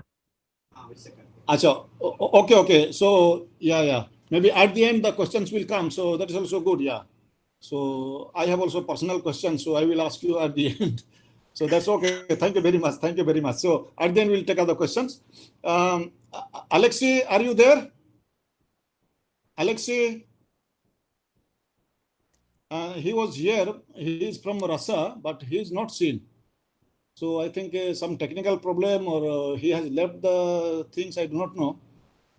So in case Alexei is not here, if you are coming, Alexei, by late or anything problem is there, just let us know. Since you are not seen in the screen, so we'll go to the next speaker. That is our Professor Virginius Khaka, who is from India. So I invite Juhi to introduce Professor Virginius Khaka. Juhi? Is he here? Virginius is there. Yeah, he's there. Virginius Khaka is there. Yeah. He is muted. Okay. Achha, Yeah, I got it. Thank you. Yeah. Professor Virginius Khaka is a former deputy director at the Tata Institute of Social Sciences, Guwahati campus. As a researcher, he is interested in sociological concerns of plantation laborers, tribal communities, agrarian structure and development, social exclusion and marginalization, and has published many books and articles. He is also on the editorial advisory board of reputed international journals such as Asian Ethnicity, Social Action, Social Change, History and Sociology of South Asia, Contributions to Indian Sociology, and Sociological Bulletin. Professor Khaka has been a member of the National Advisory Council of the Government of India and chairperson of High-Level Committee for Study of Socio-Economic, Educational, and Health Status of the Tribal Communities in the country. He will share his thoughts on the topic Indian Constitution and UN-DRIP Future Course of Action in India. Professor Virginius Khaka Tata institute of social sciences Guwahati campus में उप निर्देशक रह चुके हैं। एक शोधकर्ता के रूप में वे बागान मजदूरों, आदिवासी समुदायों, कृषि संरचना और विकास, सामाजिक बहिष्कार और हाशिए के सामाजिक चिंताओं में रुचि रखते हैं और कई पुस्तकों और लेखकों को प्रकाशित किया है। वह एशियाई जातीय सामाजिक कार्य, सामाजिक परिवर्तन, इतिहास और दक्षिण एशिया के समाजशास्त्र, भारतीय समाजशास्त्र और समाजशास्त्र बुलेटिन में योगदान जैसे प्रतिष्ठित अंतर्राष्ट्रीय पत्रिकाओं के संपादकीय सलाहकार बोर्ड में भी है। प्रोफेसर खाका भारत सरकार के राष्ट्रीय सलाहकार परिषद के सदस्य और देश में आदिवासी समुदायों की सामाजिक, आर्थिक, शैक्षणिक और स्वास्थ्य स्थिति के अध्ययन के लिए उच्च स्तरीय समिति के अध्यक्ष रहे हैं। वह आज हमारे बीच में भारतीय संविधान तथा यूएन ड्रिप के विषय पर भारत में भविष्य की कार्रवाई पर अपने विचार साझा करेंगे। प्रोफेसर खाका, we welcome you to share your thoughts. Yeah, Dr. Professor Khaka, please unmute your mic.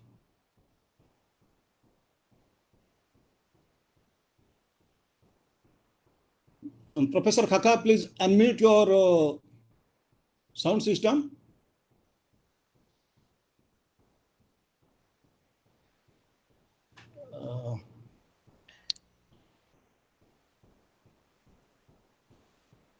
Professor, we are not able to hear you. Would you please unmute your Professor Khaka, please touch your screen and unmute the left tab. When you touch, you will see 3 tabs. Touch the left one, it will be unmuted. The host can also unmute him. So if you can ask the host.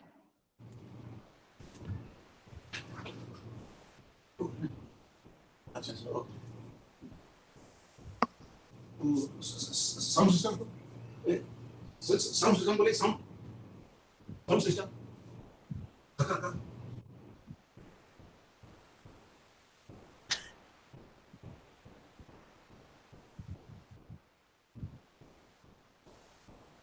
He is speaking, but he has not muted his sound system. He is speaking. Just please wait. We are working out.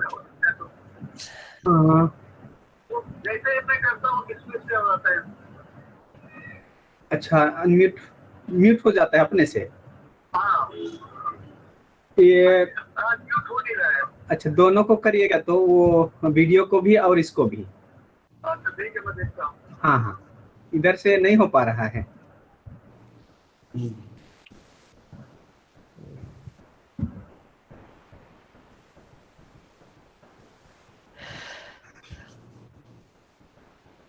Sorry, some technical problem is there. So just trying to rectify it.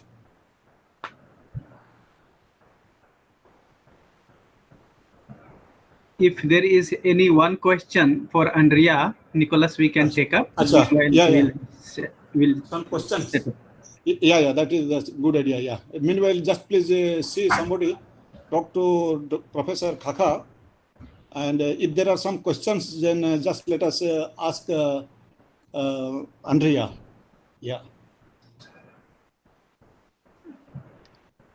Andrea has also mentioned that she'll be leaving by 8:45. I think she has less time.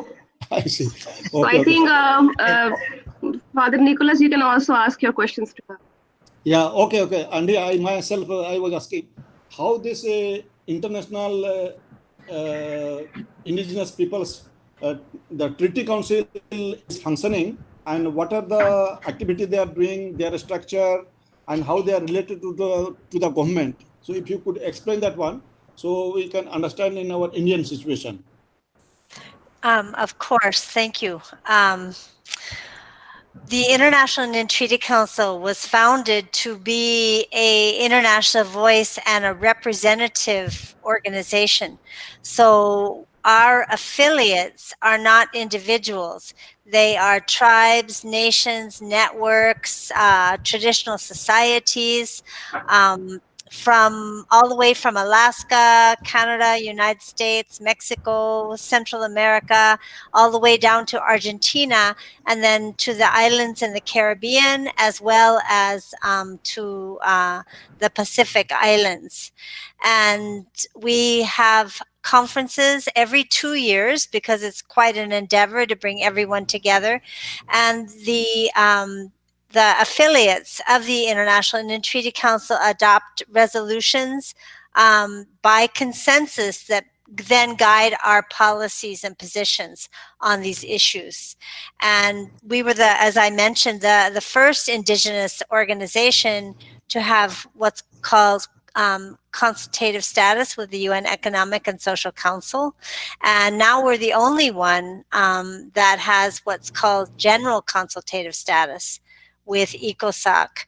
And we were upgraded in 2011 because our participation is so broad in the UN system. Human rights, where we have one of the 2 seats on the UN Committee on Food Security, which before 1992 used to be a states-only body.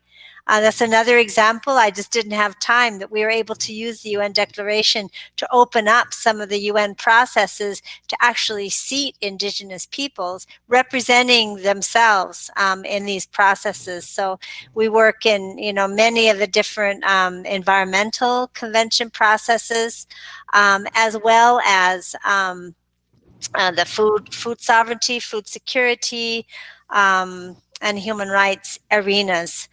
We have basically, no formal relationship with any state government. Our position has always been since the beginning that Indigenous peoples should speak for and represent themselves in the international arena.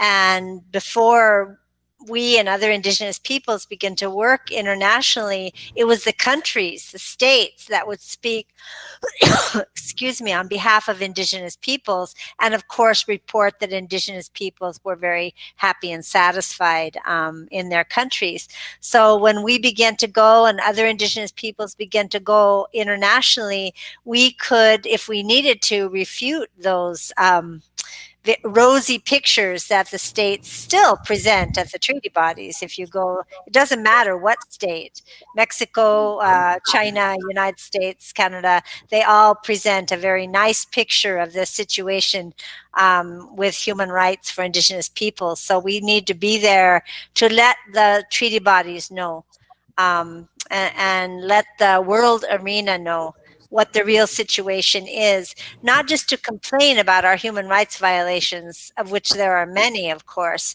but also to contribute our traditional knowledge, our experiences, our expertise on these issues. Hello. So I hope that that's okay.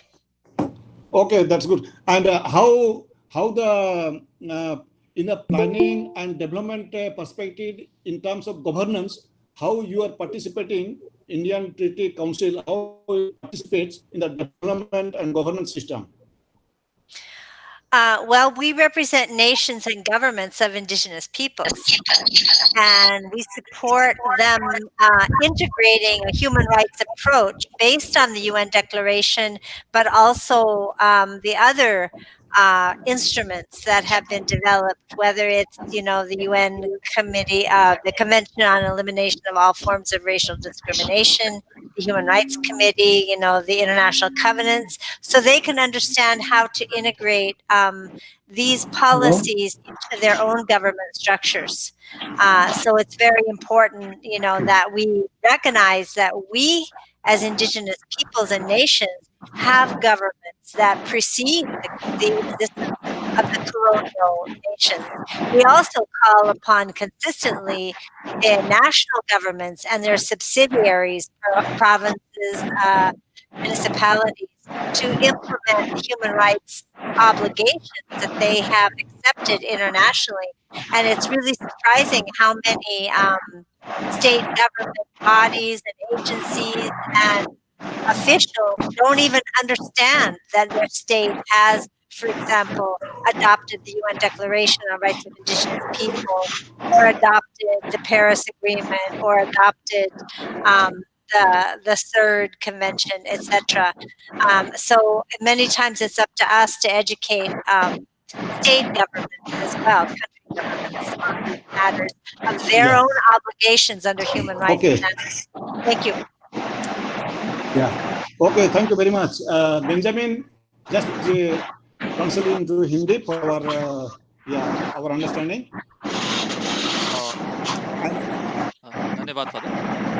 धन्यवाद advocate Nicholas बोला। और Andrea Carmen ने बताया कि किस प्रकार से वे अंतर्राष्ट्रीय पटल पर जो उनका इंडियन ट्रीटी काउंसिल है वो केवल एक ही देश का नहीं है बल्कि अंतर्राष्ट्रीय पटल पर काम कर रहा है और तमाम देशों के आदिवासी लोग भी एक साथ मिल करके उस संयुक्त तौर से यूनाइटेड नेशन यानी कि संयुक्त राष्ट्र में और आदिवासियों को मुद्दों को उठाते हैं। और अच्छी बात उन्होंने ये बतलाई कि उनको सहायता मिलती है क्योंकि अलग-अलग देशों में अलग-अलग आदिवासी समुदाय के अलग-अलग मुद्दे रहते हैं। तो वहाँ के देश के जो भी सुझाव होते हैं या जो भी उन्होंने रणनीति तय करी होती है तो वे सभी चीजें एक पटल पर आती है और एक दूसरे आदिवासी दुनिया देश के आदिवासी लोग एक दूसरे से वो सारा चीजें साझा करते हैं। तो इससे होता क्या है कि इंडियन ट्रीटी काउंसिल के अंतर्गत में बहुत सारे लोग आपस में एक साथ आते हैं, एक दूसरे से अपनी बातों को साझा करते हैं, रणनीतियां साझा करते हैं और सुझाव भी देते हैं एक दूसरे को कि वे लोग अपने देश में अपने हक और अधिकार को किस प्रकार से उसको लागू कर सकते हैं और संयुक्त रूप में वे लोग संयुक्त राष्ट्र में किस तरीके से उस पटल पर अपने कामों को और अपने अधिकारों को हासिल कर सकते हैं। संक्षिप्त में बस मैं इतना ही कहना चाहूंगा। बहुत बहुत धन्यवाद advocate Nicholas Bird. Yeah. Okay. Okay. बहुत धन्यवाद Benjamin ji. So on behalf of all our Indian indigenous people, we are grateful to you, Andrea, for wonderful experiences and historical journey, the struggles, and how achievements, some of the achievements that we are having, how you have coordinated all the indigenous people, and that's a wonderful speech it was. It was the presentation. And kindly you send your presentation to us afterwards so that we can again study and reflect together in India. And again we'll meet you. Thank you so much. Thank you so much. It was wonderful. Yeah. I sent you the presentation already, so you can share freely. Thank you. Okay. Thank you very much. Yeah. Thank you very much for that. Yeah. Thank you. Yeah. Okay. Yeah. तो साथियों जो चाहें उसको हम लोग PPT में दे सकते हैं। इसको आंद्रिया उसको शेयरिंग किया है हमारे साथ। बहुत धन्यवाद। So thank you very much. And now we'll go to the last speaker maybe. Then again we'll have discussion more. So thank you very much. And also Dr. Kenneth, thank you very much for beautifully sharing your whole experience. No, it is inspiring for us. So thank you very much to both of you. And we'll go to the next speaker now, Professor Virginius Khaka. Already Can you hear me now? introduction हो गया है? या तो शुरू कीजिए professor. आप सुन सकते हैं? या थैंक यू वेरी मच। धन्यवाद या प्रोफेसर। हम सभी लोग you start. Yeah. Well, thank you very much for this invitation to participate in the webinar. The topic that you have given me is the Constitution and the UN declarations of the rights of indigenous people and what's the way forward. We know that India adopted the constitutions in 1950. I think 26 January when we became republic. And if you look at the constitutions, you'll find that number of provisions were made. Let's say for what constitution talks about the tribal people or scheduled tribes. Now, if you look at the constitutions, as I had even earlier said, that we are all given as indigenous people, or irrespective of whether we are indigenous or whether we are Dalit or whether we are Bengali or whether we are rich or whether we are poor, we have been given the citizenship rights of being a citizen, which, as I said earlier, it is primarily a status of equality. Citizens means we are all equal before the law. And as a virtue of that, we had civil rights, we have political rights, we have certain other kinds of social rights. And interestingly, in addition to that, there are two categories of people, particularly what we call the scheduled castes and scheduled tribes, who were given additional constitutional provisions in the constitution or provisions in the Indian constitutions. Now, in case of some of these provisions are common to scheduled tribes and scheduled tribes, some of these provisions are exclusively meant for the scheduled tribes. And probably if one really looks at, then you will find that there are more provisions for what we call the scheduled tribes than the scheduled caste. And this is reflected particularly in the Article 244 and 244A, which is basically concerns with the administrations of the areas where you find that predominantly the tribal people live. And therefore we had what is called the provisions under the 5th schedule, and we had provisions under the 6th schedule of the Indian Constitution. Now, in addition to that, if we really look carefully, we also find that there has been constitutional provisions whereby you find that there's restrictions on the entry of outsiders into tribal areas and to settle and or to purchase land. So that has been there. There has also been a right about the protections of the language, and there has been other kinds of rights. And sometimes if you really look at many of these rights, you'll find that there is some overlapping of with the UN declarations of the rights of indigenous people. Now, the problem with India is that despite we have constitutions which talks quite strongly in favor of what we call the tribes, or let's say Adivasi is a term which is confined to the mainland India. Northeasterners, they don't really like to be identified as Adivasi, and therefore I'm using the term tribe. We find that the lot of overlapping is there, and I think in spite of the fact that we have constitutional provisions, and in addition to that, we have rights which have been enacted by the respective states, because we are a union of India, and therefore we have we have a federal government which enacts law, as well as we have state governments which enacts law. And therefore, in addition to the law or the policy which is enacted by the central federal structure, we have also the, let's say, the state laws which are specifically meant for the certain kinds of states. Now, the only problem is that we have a well-meaning provisions, and we have also UN Declaration of Rights of Indigenous People. But as I see it, we are unable to translate those into actual reality. In fact, if you really look at two very important legislations or acts that came up following the, let's say, the deliberation which was going on at the international level, which the earlier speakers have already talked about it. The provisions of panchayat extension to scheduled areas, it came at the backdrop of the kind of deliberations that was happening at the international level on the what is called during the deliberations of the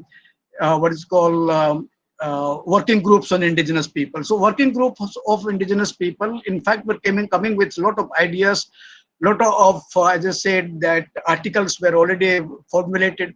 And one has to really look at the provisions of panchayat extension to scheduled areas in 1996 at the backdrop of the what's called working group on indigenous people, the kind of articles, the kind of ideas, that kind of statements which were really being made. And I personally believe that the provisions of panchayat extension to scheduled areas was greatly influenced from the kind of international deliberations that was really taking place, let's say, in the context of the indigenous people. The second act that came up is, of course, 2006, what is called the Scheduled Tribe and Other Forest Dwellers Act. Even this, In fact, you were talking about, if you really look at it, comes at the backdrop of the kind of deliberations that was taking place at the international level. The restorations of the rights which tribals have been enjoying. What is called the rights which were snatched away from the tribals, and as to how this has to be restored. These were very important, what is called the acts which were there, let's say, in the what is called working groups and indigenous people. So you find that, personally I feel that, yeah, working group and indigenous people and the kind of articles that they were coming at, in fact it did influence a great deal the way in which, let's say, people, particularly civil society, the activists and the indigenous people were thinking about tribes in India. And these are the two important acts that really came up. Unfortunately, a problem with us in indigenous people in India is that we are so fragmented, we are unable to take the well-meaning acts even within the constitutions, or even, let's say, the UN declarations of the rights of indigenous people, which India is signatory. Unfortunately, what we find that there's a very little translation of these into actual reality. So, for example, we have both Indian constitutions as well as UN declarations thus give about the fact that we have to have a self-determination, and self-determination in the sense of rights of our land, rights of our forests, rights of our territory. But what we are witnessing, and this is there also, let's say, as what's called constitutional, and you find that state laws are there. Despite that, we find that we are continuously losing control of our land, we're losing control of our territory, losing our control over our forests, and so on and so forth. So that's the problem. So what we feel that we fight when we need a law. And I think we fought very strongly in terms of provisions of Panchayat extension. We fought in favor of the Forest Rights Act. But once the acts came, we have not been trying to be proactive in terms of as to how we should really translate into the actual reality. That's I think is our tragedy as indigenous people in India. Let's take just the provisions of Panchayat Act. If you really look at the central legislature, it's a very good legislation. The kind of rights, the kind of entitlements that it gives to the indigenous people. But unfortunately, you find that the self-governance of the panchayat is the state issue, and therefore states are supposed to bring about an act in consonance with the acts which have been enacted by the parliament. But we all know that all the states which have enacted or extended the panchayat to scheduled areas, in fact, you have completely diluted, mellowed down the provisions which have been there in the provisions of the Central Act. So we haven't really fought. We didn't even fight with the state governments that how you are really diluting. Take the what's called Jharkhand state provisions of Panchayat, or use the Chhattisgarh, or you take the Karnataka, what is called Andhra Pradesh. We just allowed it to happen. We didn't even protest. We don't even raise voices, maybe a little bit with it. But then what is Central Act and what is really a state act? There is a huge dilution of the entitlement which was given to us, and we just kept quiet, just raised little bit of voices, and then we kept quiet. And today, when you look at the panchayat extensions, you find that it is teethless or legislations. Similarly, you find that we have fought for the Forest Rights Act, and we got it. Not only we, but there are civil societies who supported, there are activists who supported, there are jurists who supported, there are a lot of civil society organizations who supported. We got the Forest Rights Act, but after we got the Forest Rights Act, we are not really making any effort as to how we really get it translated into reality. That's the tragedy we, as in indigenous people in India, particularly in mainland India, we have. Now we have just talked about there's individual rights, there's a community rights, there's a community forest rights. So there are various kinds of rights, or of course then the minor forest produce rights, and we are just, I find that both these acts has been particularly what is called the Forest Rights Act is still strong because it has not, the center has, state government doesn't have that kind of power to that. So you find it still there, but we are just not been able to translate that into reality. So the problem is that how do we really take it? How do we really take it forward? And Therefore, there is a need for what you find is a capacity building of the people who are involved in it. How much have we really worked with people who are involved into the governance issues at the level of the village? How much have you worked with the people at the level of the villages in terms of see as to how we conscientize them in terms of different kind of forest rights act? So I think this is a problem, and some of the states have done well. But for example, Forest Rights Act, Maharashtra has done very well. In fact, I think besides individual rights and community rights, they have really made a huge claim about the community forest rights, and the government there has been very sensitive. And as a result of which you find that claim forest rights, which is already within forest, because there is a provision within the what is called this Forest Rights Act of claiming, making a claim. It is only when you make a claim that that the state will. Unfortunately, what you find in other states, this kind of claim is not really being made. So I think two important points that we have. Similarly, we can talk about the language. There is a provision in the constitutions about the promotion of language, but then thick and 50s we were not in a position to promote our language, and state did not support us. State rather suppress our languages, and as a result of which we are today almost on the erosion of, or our language almost going to be extinct, or on the verge of erosion.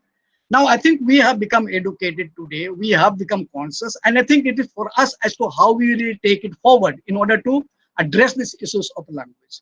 So similarly, with respect to the culture, with respect to what is called rights over forest, rights about territory, rights about language, in other words, all those rights which are there under the UN declarations of the rights of indigenous people, as the earlier speaker said, how do we really make them relevant in our case? So in order to that, first we have to enforce the constitutional provisions and the law which has been enacted by the state in our favor. I think we have to be more proactive. How we will do, we have to really work on that. And in addition to that, we have to see the UN declarations of the rights of indigenous people, because India is a signatory, but it doesn't give a damn to UN declarations of the rights of indigenous people. Even state government doesn't give a damn. So it is between only the civil society organization, NGOs, we as indigenous people, we talk about it.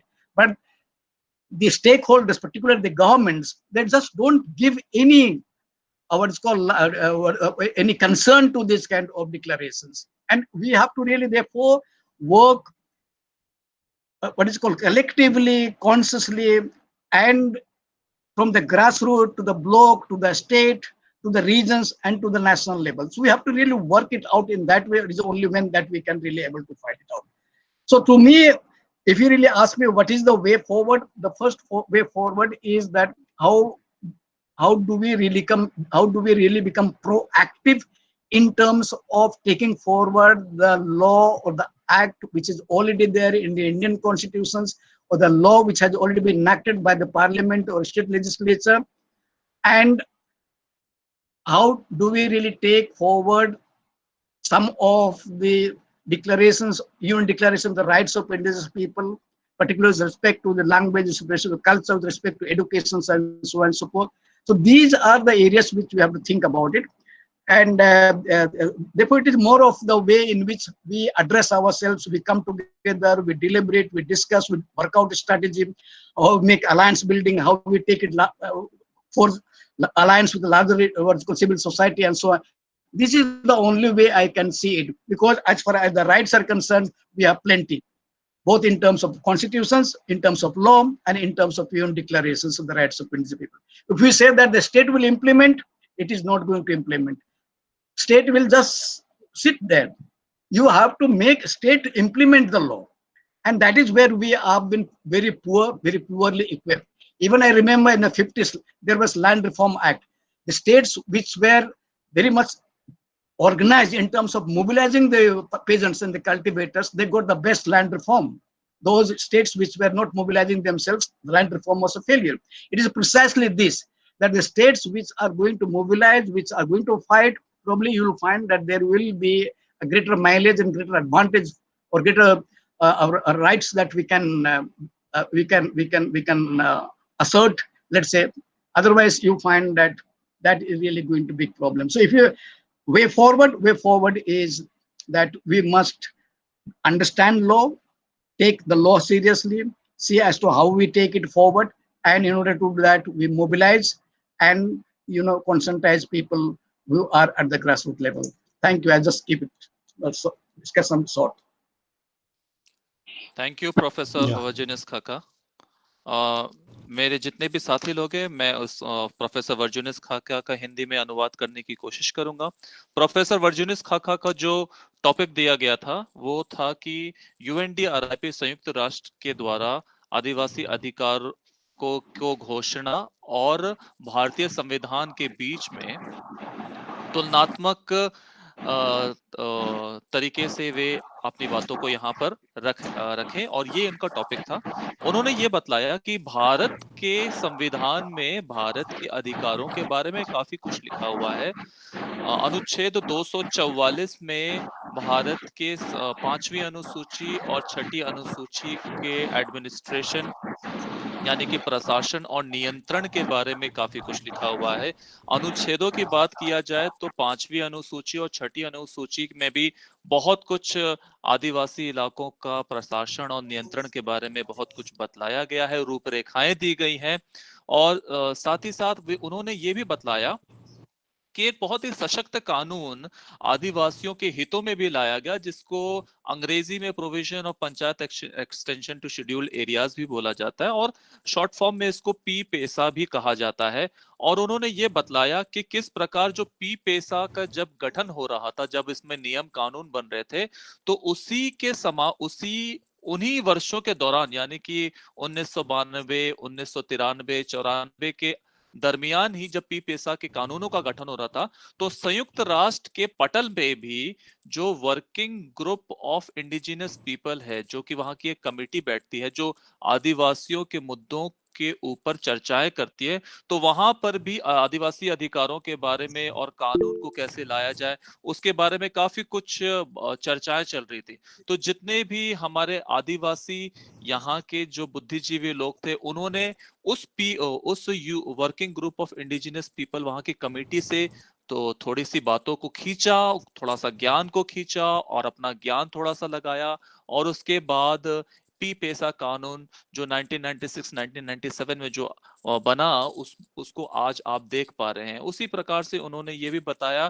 कि 2006 के दशक में 2006 के दरमियान जब scheduled tribe forest dweller act आया, जिसको हम लोग ऐसे छोटी भाषा में फॉरेस्ट राइट एक्ट भी बोलते हैं, तो उसी दरमियान भी संयुक्त राष्ट्र में working group of indigenous people वहां पर जो काम कर रहे थे, वो भी अपने अधिकारों के बारे में और जंगल के अधिकारों के बारे में, आदिवासियों के क्षेत्रों और जल जंगल जमीन के बारे में बात कर रहे थे। तो वहां से भी उन्होंने ये फॉरेस्ट राइट एक्ट का ज्ञान वहां से लिया, कुछ कुछ आर्टिकल्स या कुछ कुछ भाषाओं को वहां से ले करके इस तरीके का फॉरेस्ट राइट एक्ट बताया। समझने वाली चीज ये है, प्रोफेसर खाखा ने बहुत ही अच्छे तरीके से बतलाया कि कानून तो हमें बहुत अच्छे दिए हुए, ऐसे सशक्त कानून दिए हुए जिससे कि अगर धरातल पर उसको लागू कर दिया जाए तो शायद आदिवासी अपने जल जंगल जमीन को बचाने में सक्षम हो पाएंगे। लेकिन धरातल पर लागू करने का जो समस्या है वो कैसे किया जाए, उन्होंने इस बात पर बिंदु उस बात पर बिंदु डाली, और उन्होंने ये बतलाया कि किस प्रकार जो केंद्रीय पी पेसा कानून है उसको जो राज्य पी पेसा कानून जब बनाया गया, तो केंद्रीय कानून का जो पी पेसा था उसको बहुत ही बुरी तरीके से ध्वस्त करके अपने तरीके से राज्य पी पेसा के कानून में बदलाव ला करके जो राज्य के तंत्र हैं, जो राज्य के जितने भी जो पॉलिसी मेकर्स हैं, उन्होंने उस चीज को बहुत डाइल्यूट कर दिया, उन्होंने बहुत ही धूमिल बना दिया, इस चीज को बहुत ही कमजोर बना दिया। और इससे हुआ क्या कि आदिवासियों का जो पी पेसा, जो असली में जो केंद्रीय पी पेसा के जरिए जो अधिकार मिलना था, वो राज्यों के पी पेसा में उसको बिल्कुल ही दबा दिया गया। लेकिन उन्होंने एक तारीफ जरूर करी महाराष्ट्र के राज्य के बारे में। उन्होंने बोला कि किस प्रकार से महाराष्ट्र राज्य आदिवासियों के हितों में आकर के और उनके हितैषी हित में बात करते करते वे आगे आए, और उन्होंने कम्युनिटी फॉरेस्ट राइट्स, जिसको हम लोग सामूहिक वन अधिकार या जंगल का अधिकार, उन्होंने उन चीजों को आदिवासी समुदायों को दिया और बहुत सारे ऐसे कानून लेकर के आए जो आदिवासियों के अधिकार को और सशक्त बना रहा था और आदिवासियों को और स्वशासन व्यवस्था की ओर लेकर के जाता था। तो बहुत अच्छी चीजें बनाई, लेकिन प्रोफेसर वर्जिनियस खाका दुखी होते हैं इस बात को कह करके कि जब हम इस इतने अच्छे कानून को, इतने अच्छे संविधान को और इतने अच्छे पीपीएसआर कानून को धरातल पर लागू करने की कोशिश करते हैं, तो वो मायूस होकर के बोलते हैं कि हमारे ही जो लोग हैं, जब इन कानूनों को पारित किया जा रहा था राज्य स्तर पर, तो हमारे लोगों ने इसके ऊपर ना आवाज उठाई, ना उन्होंने कोई आलोचना करी, कुछ भी नहीं हुआ। इस कारण से जब राज्य के स्तर पर ऐसे कानून पारित हो गए तो बड़े ढीले कानून बन गए। तो इसका श्रेय किसको जाता है? वही इसका श्रेय उन आदिवासियों को जाता है जिन्होंने अपने मुंह को चुप्पी साधा हुआ था। उन्होंने ये भी बताया कि अगर हमको वाकई में इन कानूनों को अपने हक में और अपने अधिकार के रूप में लेना है, तो हमें और सतर्क और सजग और सक्रिय होना पड़ेगा। अन्यथा हमारा जो अस्तित्व है वो धीरे धीरे इसी प्रकार से कानून बना करके ये लोग खत्म करेंगे। उन्होंने ये भी बताया कि राज्य और केंद्र सरकार हमारे यूएनडीआरआईपी को, जो संयुक्त राष्ट्र के द्वारा जो आदिवासी अधिकार है, उसको एकदम तवज्जो या एकदम उसको प्राथमिकता नहीं देते, उसको दरकिनार कर देते हैं। उनको उनसे कोई मतलब नहीं है। जब तक स्वयं आदिवासी समुदाय संयुक्त रूप से, केवल एक जना नहीं, संयुक्त रूप से पूरा समुदाय, चाहे वो जिस भी समुदाय को, एक साथ आकर के अपनी जागरूकता इसके बारे में अगर नहीं बढ़ाएगा और सरकार पर दबाव नहीं डालेगा कि इन चीजों को अपने देश में और अपने राज्यों में आदिवासियों के अधिकार को लागू होना चाहिए, तब तक के लिए ये संभव नहीं है। उन्होंने आज हम सभी आदिवासी समुदायों के सामने ये सवाल डाला है कि हम इसको किस तरीके से कर सकते हैं। हम कब आगे आएंगे एकजुट होकर के कि अपने कानून को राज्यों के सामने रख करके एक आवाज बन करके, अलग अलग आवाज नहीं, एक आवाज बन करके हम लोग केंद्र में या संयुक्त राष्ट्र में इन चीजों को डालेंगे। और साथ ही साथ उन्होंने ये भी बोला है कि आगे जो उन्हें दिखता है, उनको नजर आता है, वो ये है कि अगर इसी तरीके से चलता रहा कि अगर हम लोग आगे नहीं आए और सक्रिय रूप से अपने अधिकारों के बारे में राज्यों से नहीं लड़े, क्योंकि कोई दूसरा नहीं आएगा हमारे अधिकारों को देने के लिए, कोई गैर आदिवासी आकर के हमें अधिकार नहीं दिलाएगा, हमें स्वयं अधिकार लेना पड़ेगा। तो ये उन्होंने ये बोला कि वो दिन कब आएगा जब हम सभी आदिवासी लोग जागरूक होकर के, एक सक्रिय होकर के अपने अधिकारों के लिए लड़ेंगे और अपने अधिकारी को केंद्र से और राज्य से ले पाएंगे। धन्यवाद। ओके, बहुत बहुत धन्यवाद डॉक्टर बेंजामिन जी।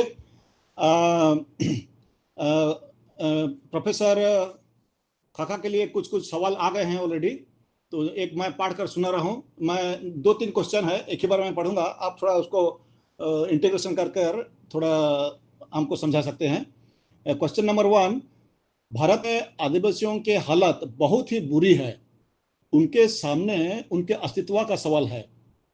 भारत सरकार ऐसे भी देश में आदिवासियों के अस्तित्व को नकारते हैं, ऐसे परिस्थिति में हमें क्या करना चाहिए, ऐसे बोलकर सटन डॉक्टर बी तिर्की ऐसे पूछे हैं। दूसरा सवाल ऐसे है, अच्छा इसको पूछे हैं कि अच्छा, एक है कि हम लोग बहुत डाइवर्स हैं, इंडिया में बहुत से आदिवासी ग्रुप हैं, और जैसे हम लोग कनाडा और अमेरिका में जैसे सुन रहे हैं कि वे लोग पूरा इंटरनेशनल इंडिजिनस ट्रीटी ऐसे बनकर पूरा एक यूनाइटेड फैक्टर ऐसे ग्रुप, एक फेडरेशन ऐसे बना सके हैं। तो इस दिशा में आप हमको कैसे मार्ग दिखाएंगे?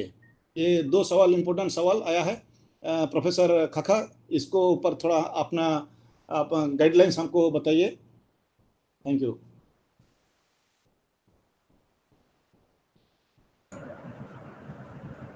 अनम्यूट कर लीजिएगा खाका जी, आपका माइक म्यूटेड है।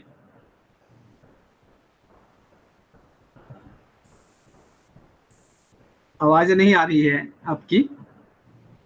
हेलो खाका जी, आपकी आवाज नहीं आ रही है। आपका माइक म्यूटेड। हाँ, ओके नहीं ओके। नहीं, देखिए एज फॉर जो स्टेट का या जो नॉन आदिवासियों का जो एटीट्यूड है आदिवासियों के प्रति, वो तो शुरू से ही नेगेटिव रहा है। जिस प्रकार जिस ढंग से हम लोग को देखते हैं वो तो एक तुच्छ ऐसे हिंदी में कैसे बोला जाए, एक स्टीरियोटाइप बना दिया गया आदिवासियों का, ये बैकवर्ड है, प्रिमिटिव है, ये आइडिया तो है। और ये आइडिया स्टेट को जो रन करते हैं उनके अंदर में भी है, और ये स्टेट जो ऑर्डिनरी लोग हैं उनके प्रति भी है। तो उसको उसको उसको मैंने to get out of that is very difficult, because see आपको याद होगा जब कॉन्स्टिट्यूशन बन रहा था तो जयपाल सिंह कह रहे थे कि हमें आदिवासी टर्म चाहिए, बाकी जो नेशनलिस्ट थे वो ट्राइब जो था, क्योंकि कॉलोनियल एडमिनिस्ट्रेशन में ट्राइब का यूज हो गया था, तो उन्होंने ट्राइब का ही क्या उसको शेड्यूल ट्राइब का हो गया। तो कहने का मतलब अगर आप ट्राइब बोलते हैं तो ये बेसिकली यह दिखाता है कि आप उसको सोशियो कल्चरल कैरेक्टरिस्टिक से देख रहे हैं। लेकिन अगर आप आदिवासी कहते हैं तो आपको एक पॉलिटिकल इकोनॉमिक ढंग से आपको देख रहा है, क्योंकि आपको एक्सप्लॉयटेशन दिखाया जा रहा है कि आप आदिवासी हैं क्योंकि आप वहां पाले से थे, आप बाहर से आए और आपने हमको एक्सप्लॉयट किया, वो आइडिया आता। लेकिन सब आप ट्राइब का यूज करते हैं तो आप ये कहते हैं कि आप जो है एडुकेशनली, सोशली, कल्चरली आप प्रिमिटिव है। तो हम लोगों को शुरू से ही एक प्रकार का जो दिया गया कि हमको इकोनॉमिक एंड पॉलिटिकली ना देख के हम लोगों को सोशली एंड कल्चरली देखा गया, और वो अभी भी चल रहा है। तो अभी भी आप लोगों को कहते हैं आदिवासियों को जो सब देखते हैं, तो ये सब जगह होता है। कोई भी इंस्टीट्यूशन में जाइए, अपनी जगह पे जाइए, अगर आपका डोमिनेशन से आप असर्ज कर सकते हैं तो हो सकता है। तो ये चालू है अभी। तो आपको मालूम है जोधापुर यूनिवर्सिटी के जो संथाली लड़की को जो जिस प्रकार का कॉमेंट वोमेंट चल रहा है अभी, ये सब दिखाता है कि हम लोग अभी 70 साल के बाद भी हम लोगों के ऊपर में कैसे लोगों का एक भावना है, और कैसे वो सोचते हैं कि हम जो है अगर हम बढ़ भी गए, कुछ घुस भी गए, तो अब मेरिटोरियस नहीं है, हम लोग रिजर्वेशन के बेसिस पर आए हैं। सो ये भावना तो बहुत स्ट्रांग है। तो इसको तो हम लोगों को साइकोलॉजिकली हमें जीतना है, और हम लोगों को ये करना है कि हम लोग कैसे इसको इस सब के भावना से एक अपने को दूर रखना चाहिए। हम लोगों को प्राइड करना चाहिए। हम we have to take a pride in our own language and culture. और जब हम अपने प्राइड अपने लैंग्वेज एंड कल्चर पर नहीं रखेंगे तो फिर हमको वही प्रॉब्लम हो जाएगा, क्योंकि ऐसा भी एक समय हो जाएगा कि हम लोग को लैंग्वेज कल्चर कुछ मालूम नहीं है, केवल हम जो है एक प्रकार के आदमी बन गए, हाँ आदिवासी आदिवासी, बट व्हाट आदिवासी है वो भी नहीं पता चलेगा कि हम लोग एक ऑक्यूपेशनल कैटेगरी के हिसाब से, जैसा कि बोलते हैं ऑक्यूपेशनल कैटेगरी, जो कास्ट कैटेगरी हो जाता है, अगर अपनी भाषा अपनी कल्चर को नहीं रख पाएंगे तो हम लोग का एक वही ऑक्यूपेशनल कैटेगरी जैसा हो जाएगा, हम लोग की कोई हिस्ट्री और कोई लेगेसी नहीं रह जाएगी। तो एक बड़ी प्रॉब्लम है। दूसरा ये है कि आप आईसीआईटी पे बोल रहे थे, देखिए the tribal people, educated people in India from the 1985 onwards, they were very active in the international forum. You look at Ashok Kisku, Ramdal Munda, or many of them, they went to the ICIT in the international forum. And they were one of the responsible people. In fact, in the early phase, India played a very active role. It is only after a few years that you find that the role of India really declined at the international level. So what is really important? So international council of indigenous people जो होते तो 1980s में बन गया था, तो इसलिए they wanted to bring out all people in the India under one platform. So Indian what is called ICITP, Indian Confederation of Indigenous and Tribal People. This all were brought about by them. Now the problem is that the ICITP is a defunct body today, or very inactive body. We have not been able to activate that confederations and see as to how that organizations which exist at level of villages, the district, the regions, as to how we can really bring under that platform. So that's the problem. So ICITP, which was so important and which brought about a kind of umbrella organizations and brought about so many kinds of organizations and took it forward at the international level, in fact, today is almost on the deathbed. And we are not able to do that. So I think there are large number of grassroots organizations at the level of the state, at the rest of the level of region. Only thing as to how we really bring all these organizations under one big national or let's say regional platform and take it forward. That's what is really important. So something which was given we have actually losing today. That's the problem. या बहुत धन्यवाद professor काका जी। Doctor Benjamin, थोड़ा सा कुछ बात को English में प्रोफेसर काका बोले वो सबको थोड़ा बता दीजिए हिंदी में, then we'll ask some questions to Dr. Kenneth afterwards. Yeah. Thank you, Advocate Nicholas Barla. The question that was put in front of Professor Khaka was, India is such a big country and there are so much diversified or diverse type of indigenous people communities or tribal communities. How to unite them and how to make them come under one umbrella so that to assert the rights. So he answered that yes, that we are a very diverse community and it is very difficult for all the communities to come under one platform. But he also said that the word Adivasi, when it was coined in the Constitution of India by Jaipal Singh Munda, that was not welcomed by the framers of the Constitution as well as those sitting at the central body, because they were preoccupied with the colonial term of a tribe. So, and the tribe itself is a caste terminology. But Adivasi is a term which is used for the people from the indigenous community of India. So that was refuted, and what happened that in place of tribe they coined a terminology known as scheduled tribe. Now still in India, tribal people or indigenous people are seen as very are marginalized or seen as they are from the very backward class, or they don't have any identity and they are very poor. So still they have been seen as very low by the non-indigenous community or from non-tribal people. So this has made a psychological impact on the mindset of the tribals, that they are very backward, they are low, they are not competitive enough to stand in for their rights or to stand in front of anyone, because it has been put or engraved in their mind psychologically. It has impacted that they cannot do anything. So this has deep rooted down inside all the indigenous community of India. Now the other question that was posed was, how can doctor doctor Benjamin, Hindi में थोड़ा बोलिए, हिंदी में हमारे भारतीय लोगों के लिए, उसके बाद में डॉक्टर केनेथ को पूछेंगे। हाँ हाँ, अभी हिंदी में थोड़ा बोल दीजिए हमारे आदिवासियों के लिए। हाँ जी। तो हम प्रोफेसर वर्जिनियस खाका को ये पूछा गया था कि हमारे भारत के आदिवासी लोग इतने सारे समुदायों में रहते हैं, आदिवासी समुदाय, तो उन सबको एक छत के नीचे कैसे लाया जाए और उनको अधिकारों से कैसे लड़ा जाए। तो प्रोफेसर वर्जिनियस खाका ने बोला कि ये बड़ा ही विडंबना है कि जब संविधान बन रहा था तो जयपाल सिंह मुंडा ने ये आदिवासी शब्द का प्रयोग किया था कि हमको संविधान में आदिवासी शब्द चाहिए, लेकिन क्योंकि जो ट्राइब शब्द था वो पश्चिमी सभ्यता से आता था, वेस्टर्न कंसेप्ट था, तो आदिवासी शब्दों को मान्यता नहीं दी गई। और जिन्होंने संविधान बनाया, सेंट्रल कानून और जितने भी नेतागण थे, उन्होंने शेड्यूल ट्राइब नाम का एक शब्द निकाला और उसको आदिवासियों की तरीके से इस्तेमाल करना शुरू किया गया। अब हुआ क्या कि शेड्यूल ट्राइब जो कि सो कॉल्ड अभी आदिवासी कहलाते हैं, पूरे गैर आदिवासी लोग इस शेड्यूल ट्राइब को या आदिवासी लोग को बड़े ही घृणा दृष्टि से देखते हैं, बड़े ही हीन दृष्टि से देखते हैं कि ये लोग बहुत ही पिछड़े वर्ग के, ये लोग कुछ नहीं कर सकते, ये लोग बहुत गिरे हुए लोग, गंदे हैं। तो इस प्रकार की मनोभावनाओं को आदिवासी समुदायों में बैठा दिया गया और मानसिक रूप से ऐसी भावनाओं के हमारे आदिवासी समुदाय रोगी हो चुके हैं। और ये चीज क्यों डाला गया और किस लिए डाला गया, किसने डाला? ये गैर आदिवासी समुदायों ने डाला।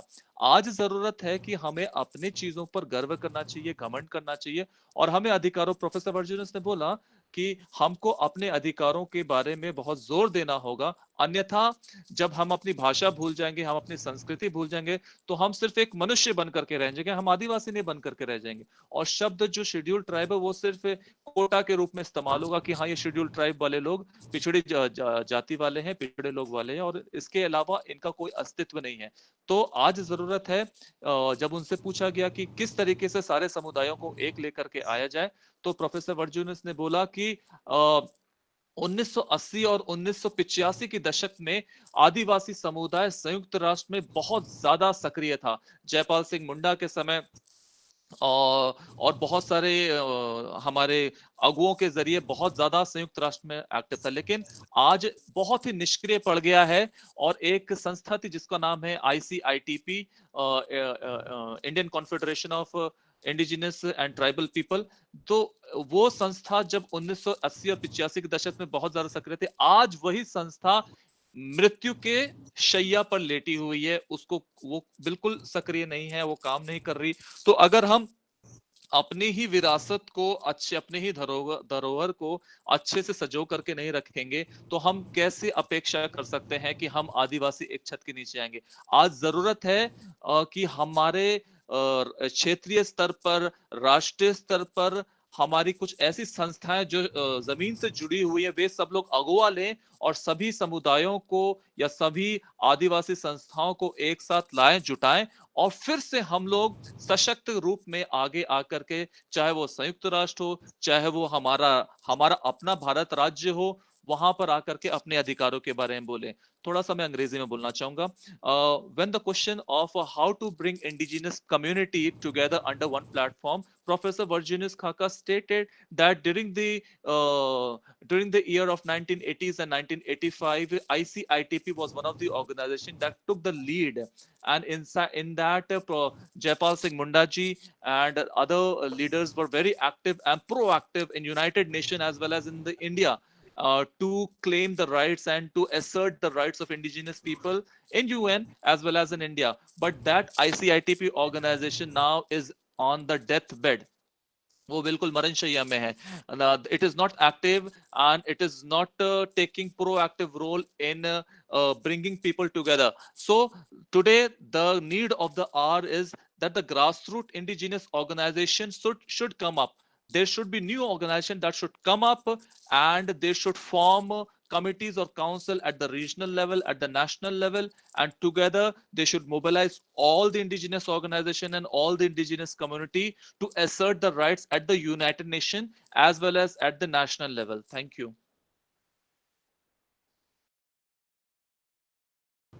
Okay, thank you very much, Dr. Benjamin ji. Dr. Kenneth, can you listen to us now? There are few questions like हमारा खते भाई मध्य प्रदेश से पूछे हैं कि which are the countries, member states, they support this United Nations Declaration on the Rights of Indigenous People, and how they can support this our indigenous people like us. That is one question, sir. And the second question is, what is your message as you have brought all the indigenous groups in America and Europe into one federation like International Indigenous Treaty Council like? So what is your message to our Indian indigenous people? Because we are not recognized as indigenous people, and so much.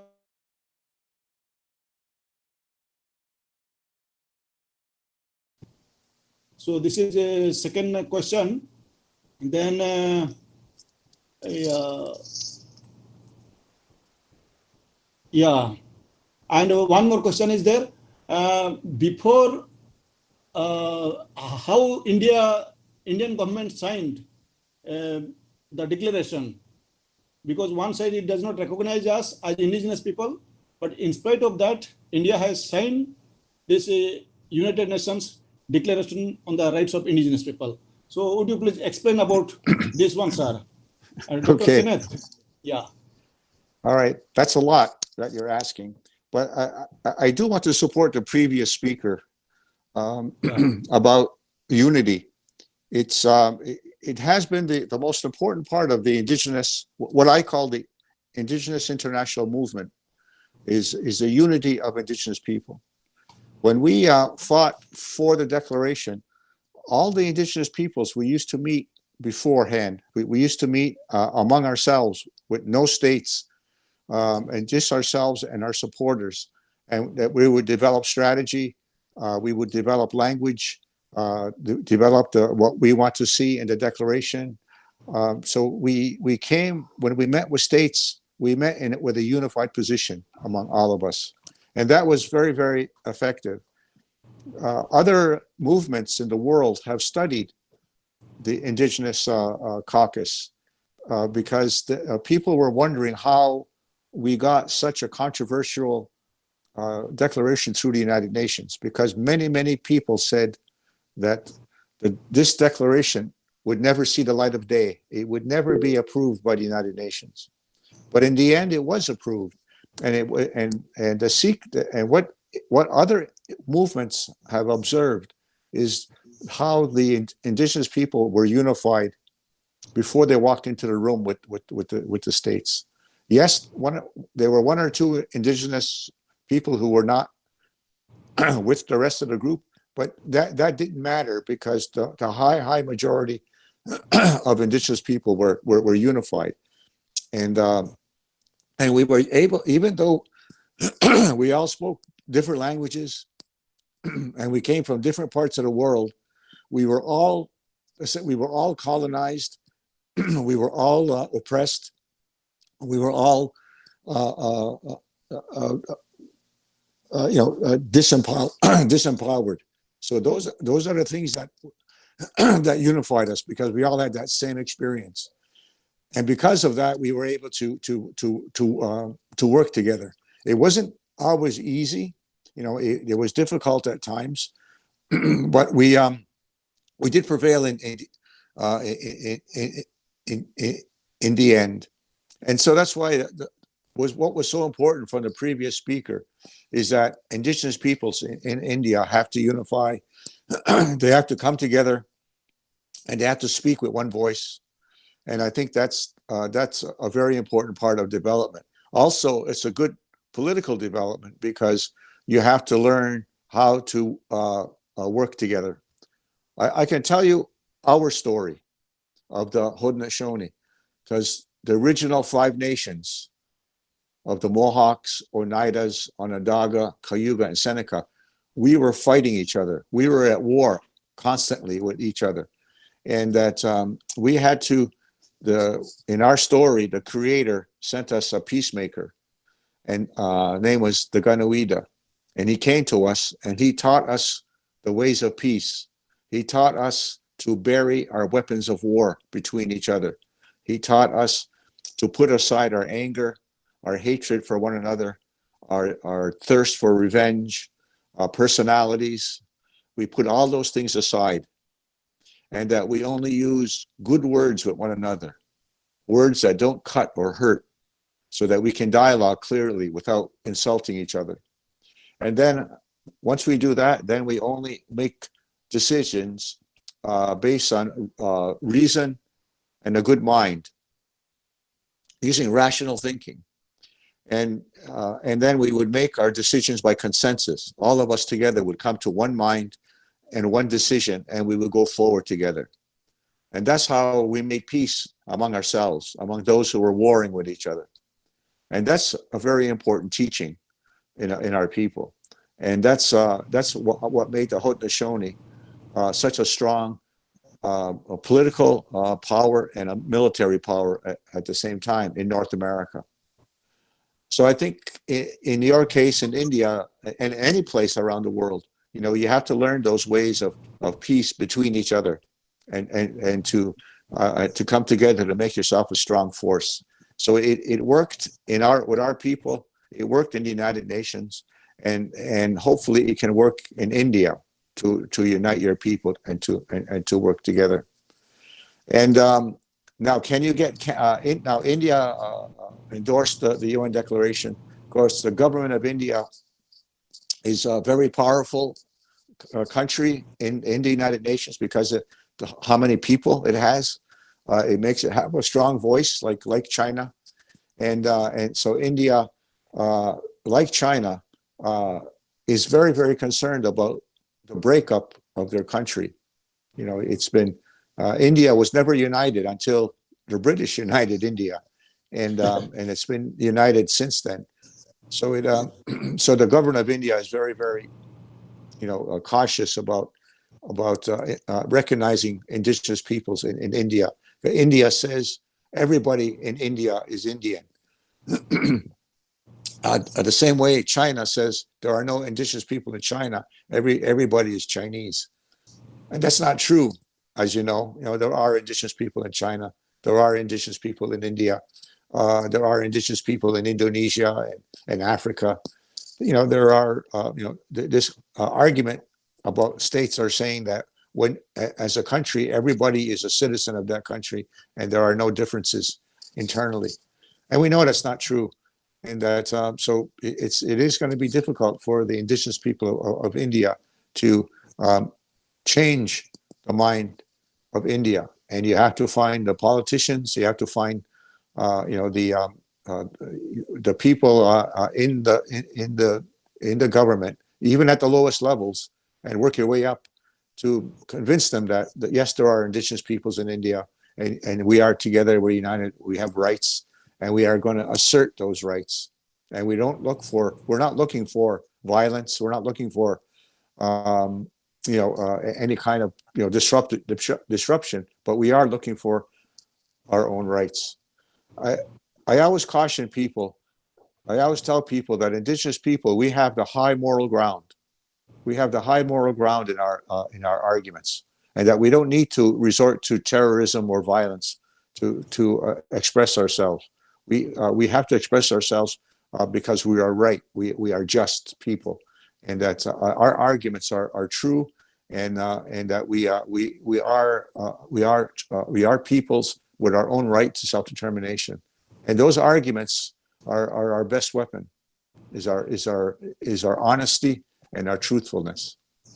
So that's the only advice I can give you. I'm not trying to say that it's going to be easy. It's going to be very difficult. But if we survive because we struggle, and if you stop struggling, you're going to disappear. So it's important to struggle, to keep your language, your culture, your identity. That struggle is what keeps you strong. And if you stop struggling for that, then you'll disappear. You'll be assimilated into the general population.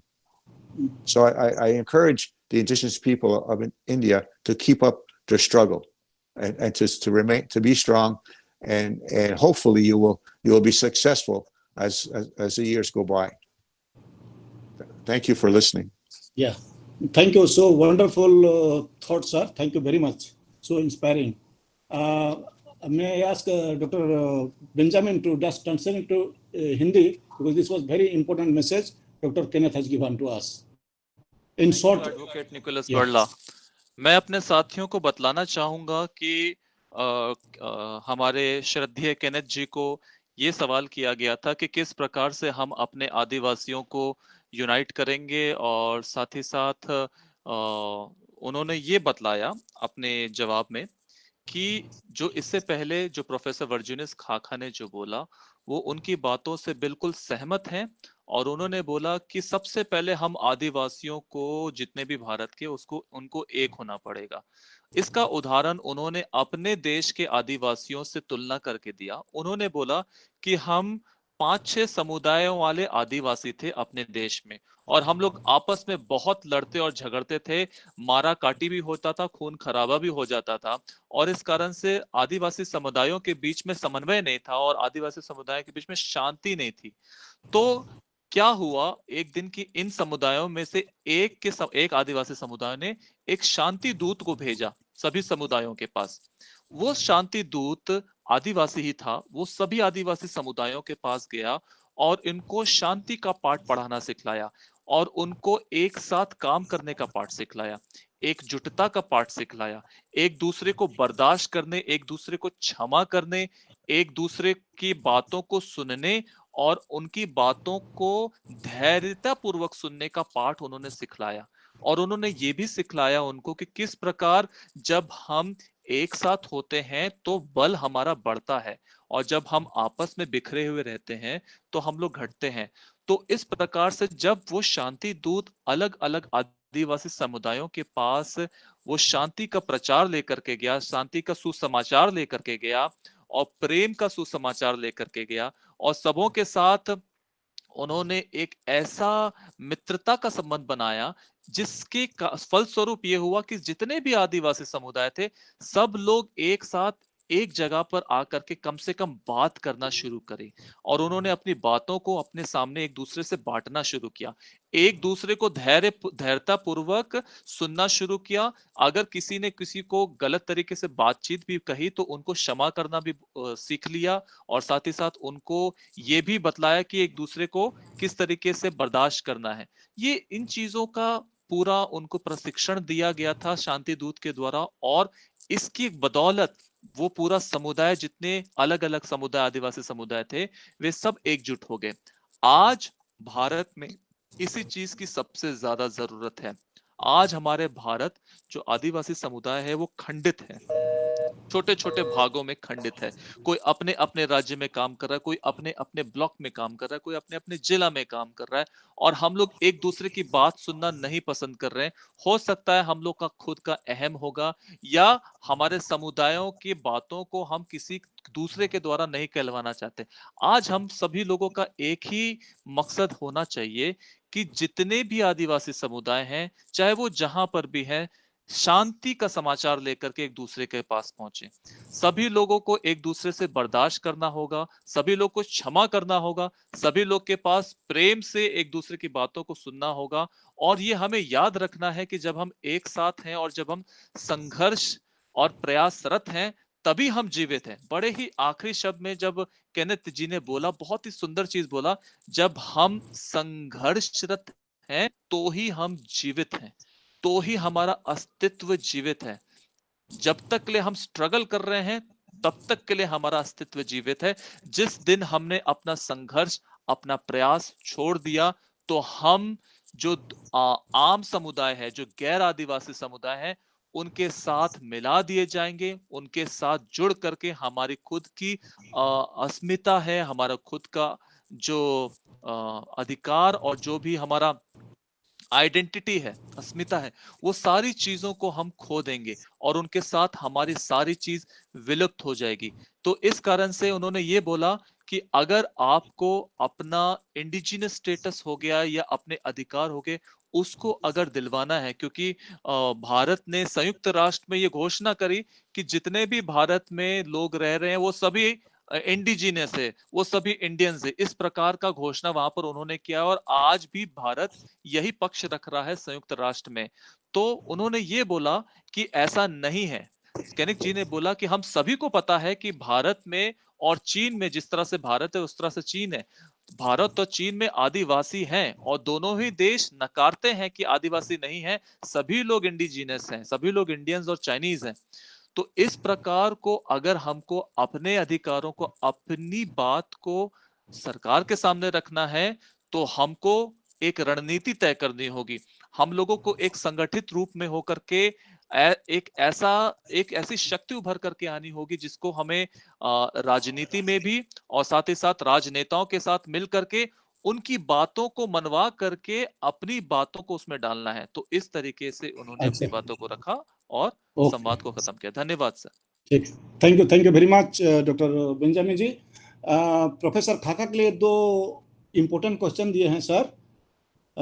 एक तो है कि अभी 2021 में जो census होने वाला है, तो और जो हमारा आदिवासी धर्म कोड का जो सवाल है, तो इसके ऊपर आपका क्या एडवाइस है हम पूरा भारत के आदिवासियों के ऊपर को? ये एक सवाल है सर। और दूसरा सवाल जो है, जो हम लोग, सरकार हमको शेड्यूल ट्राइब कह रहा है, तो कैसे में हमारा इननेस, इसको हम लोग कैसे इसको पाएंगे और हमारा अधिकार और राइट्स ये सबको हम लोग अफर्म करेंगे सर? ये दो सवाल हमारे भाई लोगों से आया है। Thank you sir. प्रोफेसर खाखा।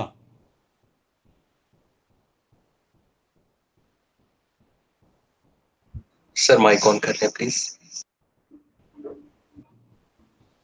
हाँ प्रोफेसर काका जी आप हाँ, हाँ ठीक। ऐसी बात है, थोड़ा हिंदी में बोलना मुश्किल हो जाता है। ठीक है इंग्लिश में बोलिए। हाँ तो मैं अंग्रेजी में बोलता हूँ।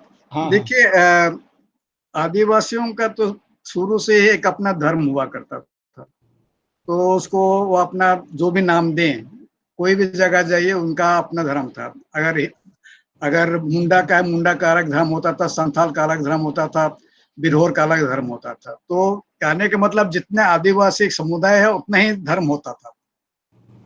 लेकिन क्या कॉलोनियल पीरियड में उन्होंने उसको एक, क्योंकि जब एडमिनिस्ट्रेशन आप करते हैं तो वो आप क्लासिफाई करना कर देते हैं। तो क्लासिफिकेशंस के हिसाब से उन्होंने, अगर देखा जाए तो उनको ये है कि जैसे जैसे अब ब्रिटिश लोग अंदर जाने लगे, उनको लगा कि जो लोग अंदर में है, पहाड़ में है या प्लाटो में है, ये डिफरेंट प्लेन के आदमियों से अलग है। तो उनको इसलिए उन्होंने डिफरेंट काइंड ऑफ एडमिनिस्ट्रेशन भी दे दिया था। लेकिन जब ब्रिटिश कॉलोनियलिस्ट लोग ने सोचने लगा कि भी इनको हम कैसे क्लासिफाई करें, कैसे इनको हमको सोचे, आइडिया ट्राइब तो उनके यहाँ था, लेकिन भारत का जो व्यवस्था थी, वो जो कल्चरल सिचुएशन था, वो इतना कॉम्प्लिकेटेड था, उनको ये पता नहीं चल रहा था कि कौन पर्टिकुलर ग्रास रूट में कौन कास्ट है, कौन ट्राइब है। क्योंकि जो कास्ट के लोग होते थे उनका भी सिचुएशन जो है, लिविंग सिचुएशन वैसा ही हुआ करता था जैसा कि आदिवासियों को हुआ करता था। और आदिवासी भी बहुत ज्यादा होता था कि हिंदुआइज्ड हो गए हैं, लेकिन वो अपना लैंग्वेज, भाषा सब रखते थे। तो ये बहुत बड़ा कंफ्यूजन हो गया था, तो लोग को पता नहीं चल रहा था। तो अगर आप देखेंगे हिस्टोरिकली तो 1871, 1881, 1891 में देखेंगे तो वो लोग, ब्रिटिश लोगों को पता नहीं चला, कास्ट और ट्राइब्स एक ही ढंग से सोचते थे, वो लोग इंटरचेंजेबली यूज करते थे। लेकिन बाद में आस्ते आस्ते उनको पता चला कि भाई आदिवासियों का जो धर्म है वो अलग है, ये लोग जो है वो हिंदू व्यवस्था के नहीं है। तो इवेंचुअली क्या किया गया, उन्होंने कहा कि जो आदमी, जो समुदाय ना हिंदू है, ना मुसलमान है, ना क्रिश्चियन है, ना बुद्ध है, ना सिख है, ना जैन है, उनको उन्होंने एक वो कर दिया, कैटेगरी बना दिया कि एनिमिस्ट, ये लोग एनिमिज्म प्रैक्टिस करते हैं। एनिमिज्म, उसको ट्राइबल रिलीजन भी बोल दिया। तो ये चलता रहा सेंसस में। तो आदिवासी लोग जो हिंदू नहीं है, क्रिश्चियन नहीं है या बुद्धिस्ट नहीं है, उनको एनिमिज्म के ही का बेसिस पर उनको आइडेंटिफाई किया जाता था। ये चलता रहा। 1951 के जब सेंसस आया, उन्होंने उसको हटा दिया। तो पहले कैटेगरी चलती थी, तो आदिवासी जब भी सेंसस होता था उनको कहा जाता था कि ट्राइबल रिलीजन, वही उनका जो था एनिमिज्म। एनिमिज्म में आप सरनाई जो भी बोलता है उनका अपना अलग मान सकते हैं। तो एक प्रोविजन था सेंसस में। भारत जब स्वतंत्र हुआ और 51 का जब सेंसस लगा, तो पता नहीं क्या कारण था जो उन्होंने उसको हटा दिया। उसमें हटाने के बाद उन्होंने क्या कहा दिया कि कोई अदर कैटेगरीज। लेकिन जब इनोमिनेटर जाता है, तो जब वो बोलता है कि हम क्रिश्चियन नहीं है, मुस्लिम नहीं है, सबको उन्होंने हिंदू कैटेगरी में डालना शुरू कर दिया। तो अगर देखा जाए तो हिंदुओं का पॉपुलेशन 1951 से ज्यादा बढ़ते जा रहा है, क्योंकि आदिवासियों को हिंदू कैटेगरी में ले आए। तो ये चलता रहा। लेकिन 1990s के बाद में कुछ आदिवासी, पर्टिकुलर झारखंड एरिया में ये बेहतर होने लगा कि आदिवासियों को तो अपना अलग रिलीजन है, अपने अलग धर्म है, ये हिंदू नहीं है। तो ये जो धारणा, ये जो कॉन्शियसनेस वो उभर के आने लगा। तो उसी बीच में एक केवल आपके यहाँ नॉर्थ ईस्ट में भी हुआ है कि हमारा अलग सा धर्म है। तो ये जो है 1990s के बाद एक पकड़ हो गई है, और अभी एक बहुत बड़ा कॉन्शियसनेस हो गया है कि आदिवासी जो है वो हिंदू नहीं है, हिंदू है हो जाएंगे तो फिर उनका क्या आइडेंटिटी है उनकी। तो वो बहुत बड़ा एक, मतलब उस पर चर्चा करने में बहुत सी जरूरत पड़ जाएगी। लेकिन कहने का मतलब है कि अब कॉन्शियसनेस ये आ गया है कि हम आदिवासी हैं, हमारा अपना अलग सा धर्म है, और हमको उसके लिए एक सेंसस में एक अलग कोड चाहिए। तो ये डिमांड तो मेरे ख्याल अभी आ रहा है, पहले होता था, बीच में 60-70 साल छूट गया था। अब उनको जब लोग पढ़ गए हैं, उनको लगता है कि उनके कल्चर के ऊपर में, उनके धर्म के ऊपर में बहुत वायलेंस हुआ है, तो इसीलिए उसको रिकवर करना चाहते हैं। जैसे हम लोग लैंग्वेज को, अपना कल्चर को रिट्रीव करना चाह रहे हैं, उसे लोग रिट्रीव करना चाह रहे हैं। तो ये तो बहुत अच्छी बात है, क्योंकि जो हमने लूज किया था, जो हमने लॉस्ट हो गया था, उसको हम लोग ट्राई टू रिकवर। हमारा जो था अपना अपना आदिवासिया, तो अपना आदिवासी का जो एक धन था, एक हिस्ट्री था, एक लेगेसी था, या एक उनका एक कल्चर था, एक उनका वर्ल्ड व्यू था, उसको हम लोग रिट्रीव कर रहे हैं। अगर उसको भी हम ना रिट्रीव करें, उसको ना रिट्रीव करें, तो फिर हमारा तो कुछ रहे बचेगा नहीं। तो ये बहुत अच्छी चीज है ये, और हम लोगों को लगता है कि सपोर्ट करना चाहिए। मैं तो इसको बहुत स्ट्रांगली सपोर्ट करता हूँ, बहुत अच्छी बात है। और इसी के बेसिस पर हम अपना एक जो लेगेसी रहा है उसको हम लोग रखते हैं। लेकिन उस समय भी ये नहीं सोचना चाहिए कि केवल धर्म ही हमारा लेगेसी है। हमारा लेगेसी सोचना है, अगर आदिवासी के हिसाब से सोचते हैं, धर्म केवल एक कंपोनेंट है। सबसे इंपॉर्टेंट होता है भाषा, सबसे भाषा होता है हिस्ट्री, सबसे इंपॉर्टेंट होता है आपका जो हिस्ट्री लीनिएज रहा है, जो आपका एक अनसेस्टर, एक फिक्टिशियस अनसेस्टर जहां से आप आए हैं। तो ये जो जब हम लोग आदिवासियत बोलते हैं तो धर्म एक केवल एक एलिमेंट है, एक एस्पेक्ट है। लेकिन सबसे बड़ा जो एस्पेक्ट होता है वो होता है आपके भाषा, आपकी हिस्ट्री, आपके एंसेस्टर्स, आपका जो एक्सपीरियंस हिस्टोरिकली आप जिस इधर से आए हैं, वो बहुत बड़ी चीज होती है। और उसके लिए अगर धर्म का एक आइडेंटिटी है और लोग डिमांड कर रहे हैं तो हम लोगों को उसको सपोर्ट करना चाहिए, उसको आगे बढ़ाना चाहिए, जो भी सपोर्ट सहयोग हो सकता है।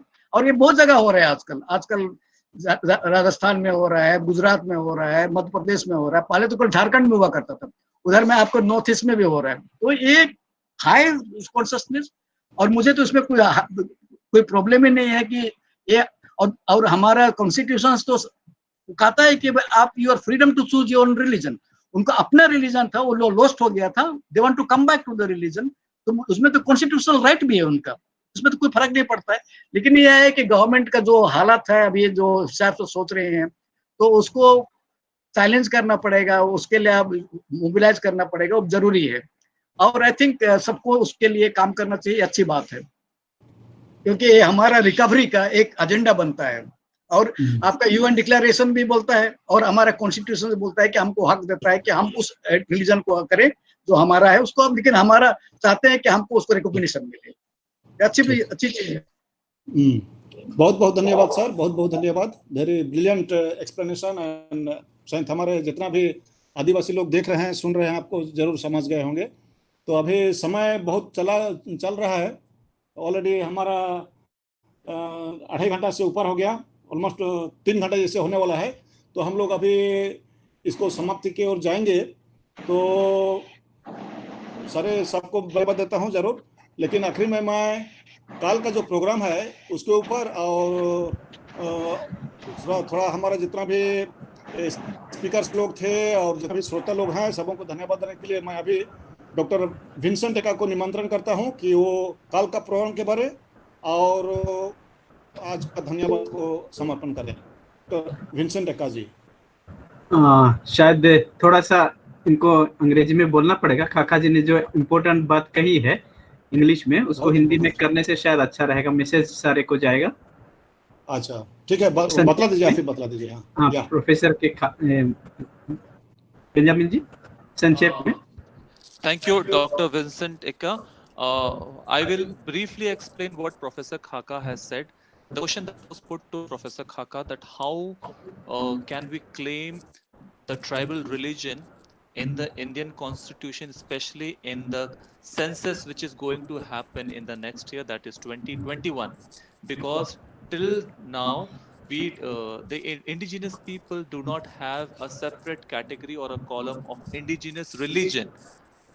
So the answer which Professor Khaka gave was, when during the British time, when they started with the census, they thought how to create and how to categorize these indigenous people under one group or under one religion, because each and every tribe and each and every community were having their own religion. So what they did, they included a separate column of tribal religion. May it be an animist, or may it be a nature lover or nature worshipper, whatever they called it, but it was categorized as tribal religion, and that continued till independence. After independence, that is after 1947, the first census, the census of India was done in 1951, and it is our tragedy that in that census the category tribal religion was removed from the religion column. So it was very difficult for the indigenous people to categorize themselves under any other religion. So if a person of an indigenous community does not follow Hindu, Muslim, Christian, Jain, or any other religion, so what happened? The census officer, when they went to the tribal community, they enrolled those people under the category of Hindu. As a result, each year and every decade, the population of Hindus started increasing. Why so? Because the indigenous people or indigenous community were started categorized as Hindus. Now, it is very important, as Professor Virginus Khaka said, that in order to save our identity, in order to save the culture, we Dr. have to Benjamin, please make it short. Please yeah, make it just short. just give me 30 seconds more. I will just finish it up. Okay, uh, good.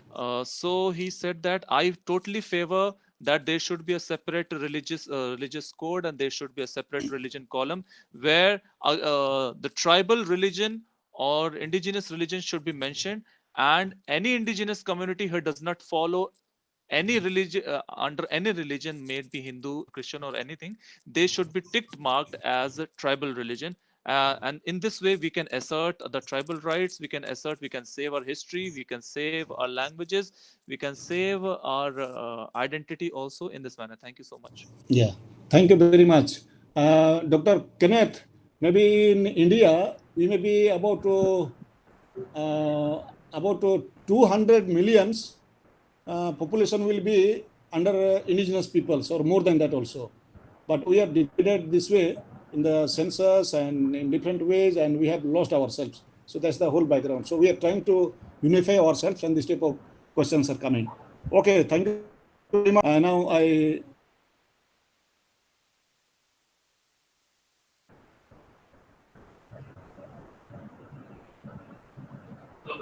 Hello. yeah. Go ahead. Okay, dear friends, here we come to the end of our webinar presentation today. We had very fruitful and very rich discussion and deliberation by very honored guests of the day. We have had initially 5 guests for this webinar. Kenneth Deere from Canada. We had also Andrea Carmen from Mexico, then Dr. Dali Sambu Doro from Alaska. We had Dr. Alexei Sekarev from Russia and Professor Virginis Kaka from India. But 2 of them, due to some emergency, they could not be with us this evening. But 3 we heard today, very, very enriching deliberation by Dr. Kenneth and all other speakers. Dr. Kenneth, I want to underline that your presence in this webinar has been really very enriching for all of us. We feel very honored with your presence, that you are here with us today, who has personally struggled and also led the community over 30 years to get recognition from the United Nations, the status of indigenous, and also the declaration of the rights. We feel that we are directly talking to a person who has fought for the freedom of a country, like Mahatma Gandhi or Martin Luther King, or somebody great man, or Dr. Baba Saheb Ambedkar, something like that. We feel when you are interacting with us, because you are the one who has led the indigenous communities to its great height and honor. And therefore, we feel very honored with your presence and the precious presentation and the guidance that you gave to us, that will surely help us what you are doing in your part of the globe, that will inspire us to also follow the same footsteps of unity among us indigenous communities, so that our struggles continue to establish our rights and to get our dues and justice done to all the community. And the very good message that you gave today. And also I would like to thank you and Andrea Carmen, who joined us, and she had to go and she's not here, but I would acknowledge that her presentation and what she is involved in Mexico and other parts of the world in fighting for the indigenous peoples, and how ensuring the implementation of the Declaration of the Indigenous Rights by the UN in their context, that all inspires us also to follow the footsteps what you are doing. And last but not the least, Professor Virginis Kaka has always been a resource person to the whole indigenous communities in India and also abroad. And he is guiding us through his experiences and also deliberations. Today, he has also addressed very crucial questions and issues that we are existentially struggling in our country today. And all these efforts that are being done these days are in the line of bringing the indigenous communities together. Therefore, from the organizing team, I would like to express the heartfelt thanks and gratitude to all our guests and honored speakers. This is not the last time, I suppose. We will be meeting in future also, and very especially I would request Dr. Kenneth Deere to guide further in future also towards the unity. And also, sir, as long as we will surely contact you for your guidance, and your achievements have been really great, and it is an example for the whole indigenous communities across the globe. So this is the expression I would like to make today, and the message that you have given to us today. Tomorrow we have same kind of deliberation, and we meet tomorrow in the evening at 6 o'clock.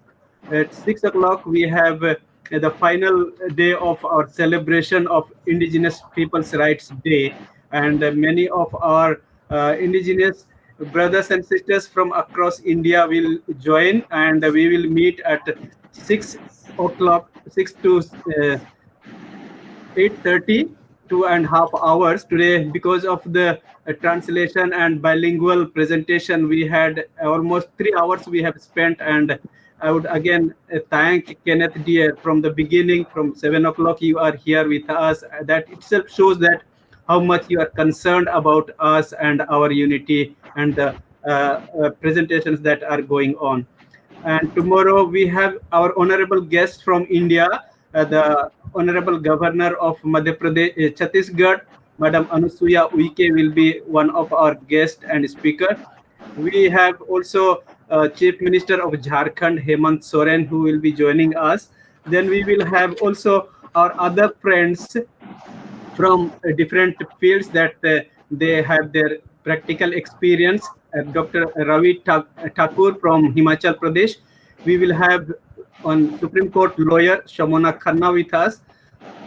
Ex-Minister of Madhya Pradesh, Tribal Minister Omkar Singh Markam. Then we have our own indigenous community leaders, Mukesh Birwa and Porlal Khate.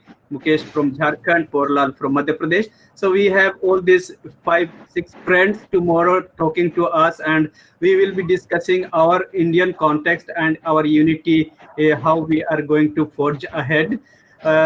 All these 4 days that we have been deliberating and coming together, that is going to a very good climax that we are going to reach tomorrow, I think, when we connect and discuss our all Indian issues and problems, struggles at constitutional level, and also at the grassroots level. We will be able to see in a holistic perspective our indigenous issues, so that brings us still closer to fight for our struggles and rights.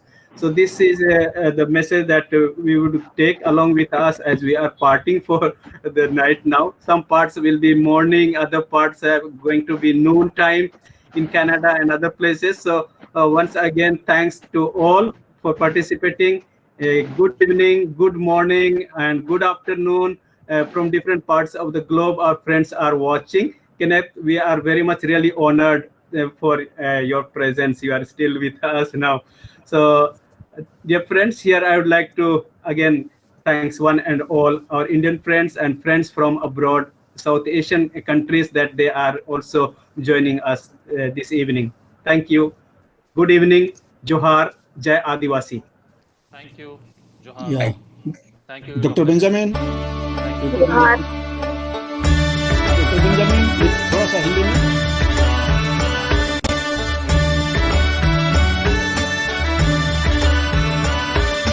जागो आदिवासी जागो जागो, जय जय आदिवासी। तकनीकी कारण की वजह से वे लोग हमारे साथ जुड़ नहीं पाए। जैसे कि रशिया से जो हमारे संयुक्त राष्ट्र के जो प्रतिनिधि परमानेंट फोरम के थे वो किसी पहाड़ी इलाके में हैं और अभी भी वहां से उनको नेटवर्क नहीं मिल पा रहा है। इसी तरीके से आपका स्पीकर को थोड़ा पास कीजिए।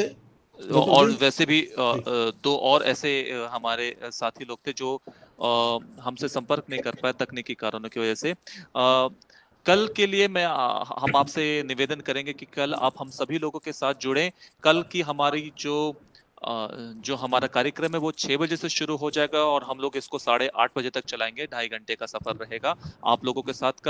कल हम लोग 13 सितंबर 2020 जो संयुक्त राष्ट्र के द्वारा आदिवासी अधिकार दिवस की घोषणा की गई थी उसको बहुत ही अच्छे तरीके से मनाने की कोशिश करेंगे। हमारे साथ जो हमारे मुख्य अतिथि और खास अतिथि के तौर पर जो हमारे साथ जुड़े रहेंगे वो छत्तीसगढ़ की राज्यपाल महोदया मैडम अनुसुईया उइके रहेंगी और श्री हेमंत सोरेन जी जो मुख्यमंत्री हैं झारखंड के वो भी हमारे साथ जुड़े रहेंगे। साथ ही साथ हमारे साथ और भी रवि ठाकुर जी हमारे साथ जुड़े रहेंगे जो कि national commission for scheduled tribe राष्ट्रीय अनुसूचित जनजाति आयोग के एक्स वाइस चेयरपर्सन रह चुके, वे भी हमारे साथ जुड़े रहेंगे। और ओमकार सिंह मरकाम जी जो मध्य प्रदेश के एक्स आदिवासी या ट्राइबल मिनिस्टर रह चुके हैं वो भी हमारे साथ जुड़ेंगे और अपनी बातों को हमारे साथ रखेंगे।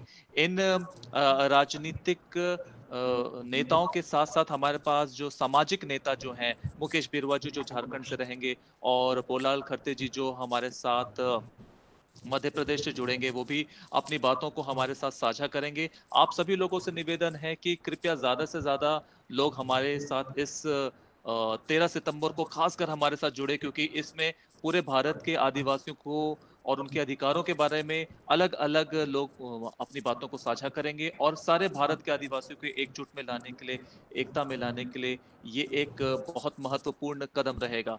तो आज के लिए हम इतना ही आप लोगों से विदा लेते हैं।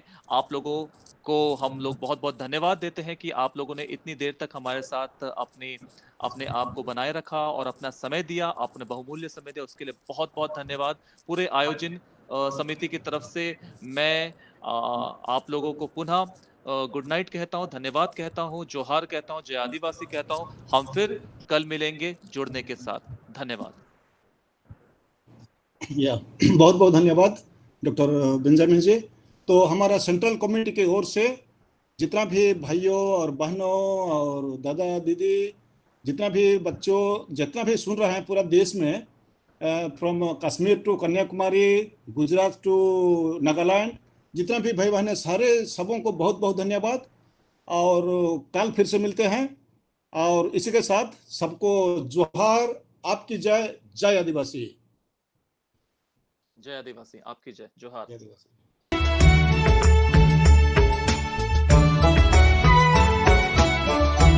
Thank you for everything. Thank you for the kind words. Thank you very much. So much. जाति पाति ऊंची नीची आदिवासी नहीं है तेरी शान। जाति पाति ऊंची नीची आदिवासी नहीं है तेरी शान। जागो आदिवासी जागो जागो, जय जय आदिवासी जागो जागो, जय जय आदिवासी जागो जागो जागो जागो।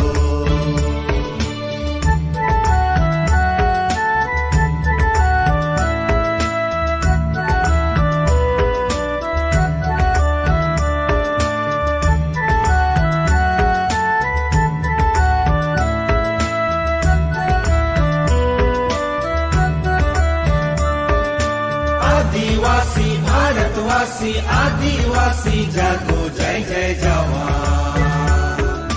आदिवासी भारतवासी आदिवासी जागो, जय जय जवान। जागो आदिवासी जागो जागो, जय जय आदिवासी जागो जागो।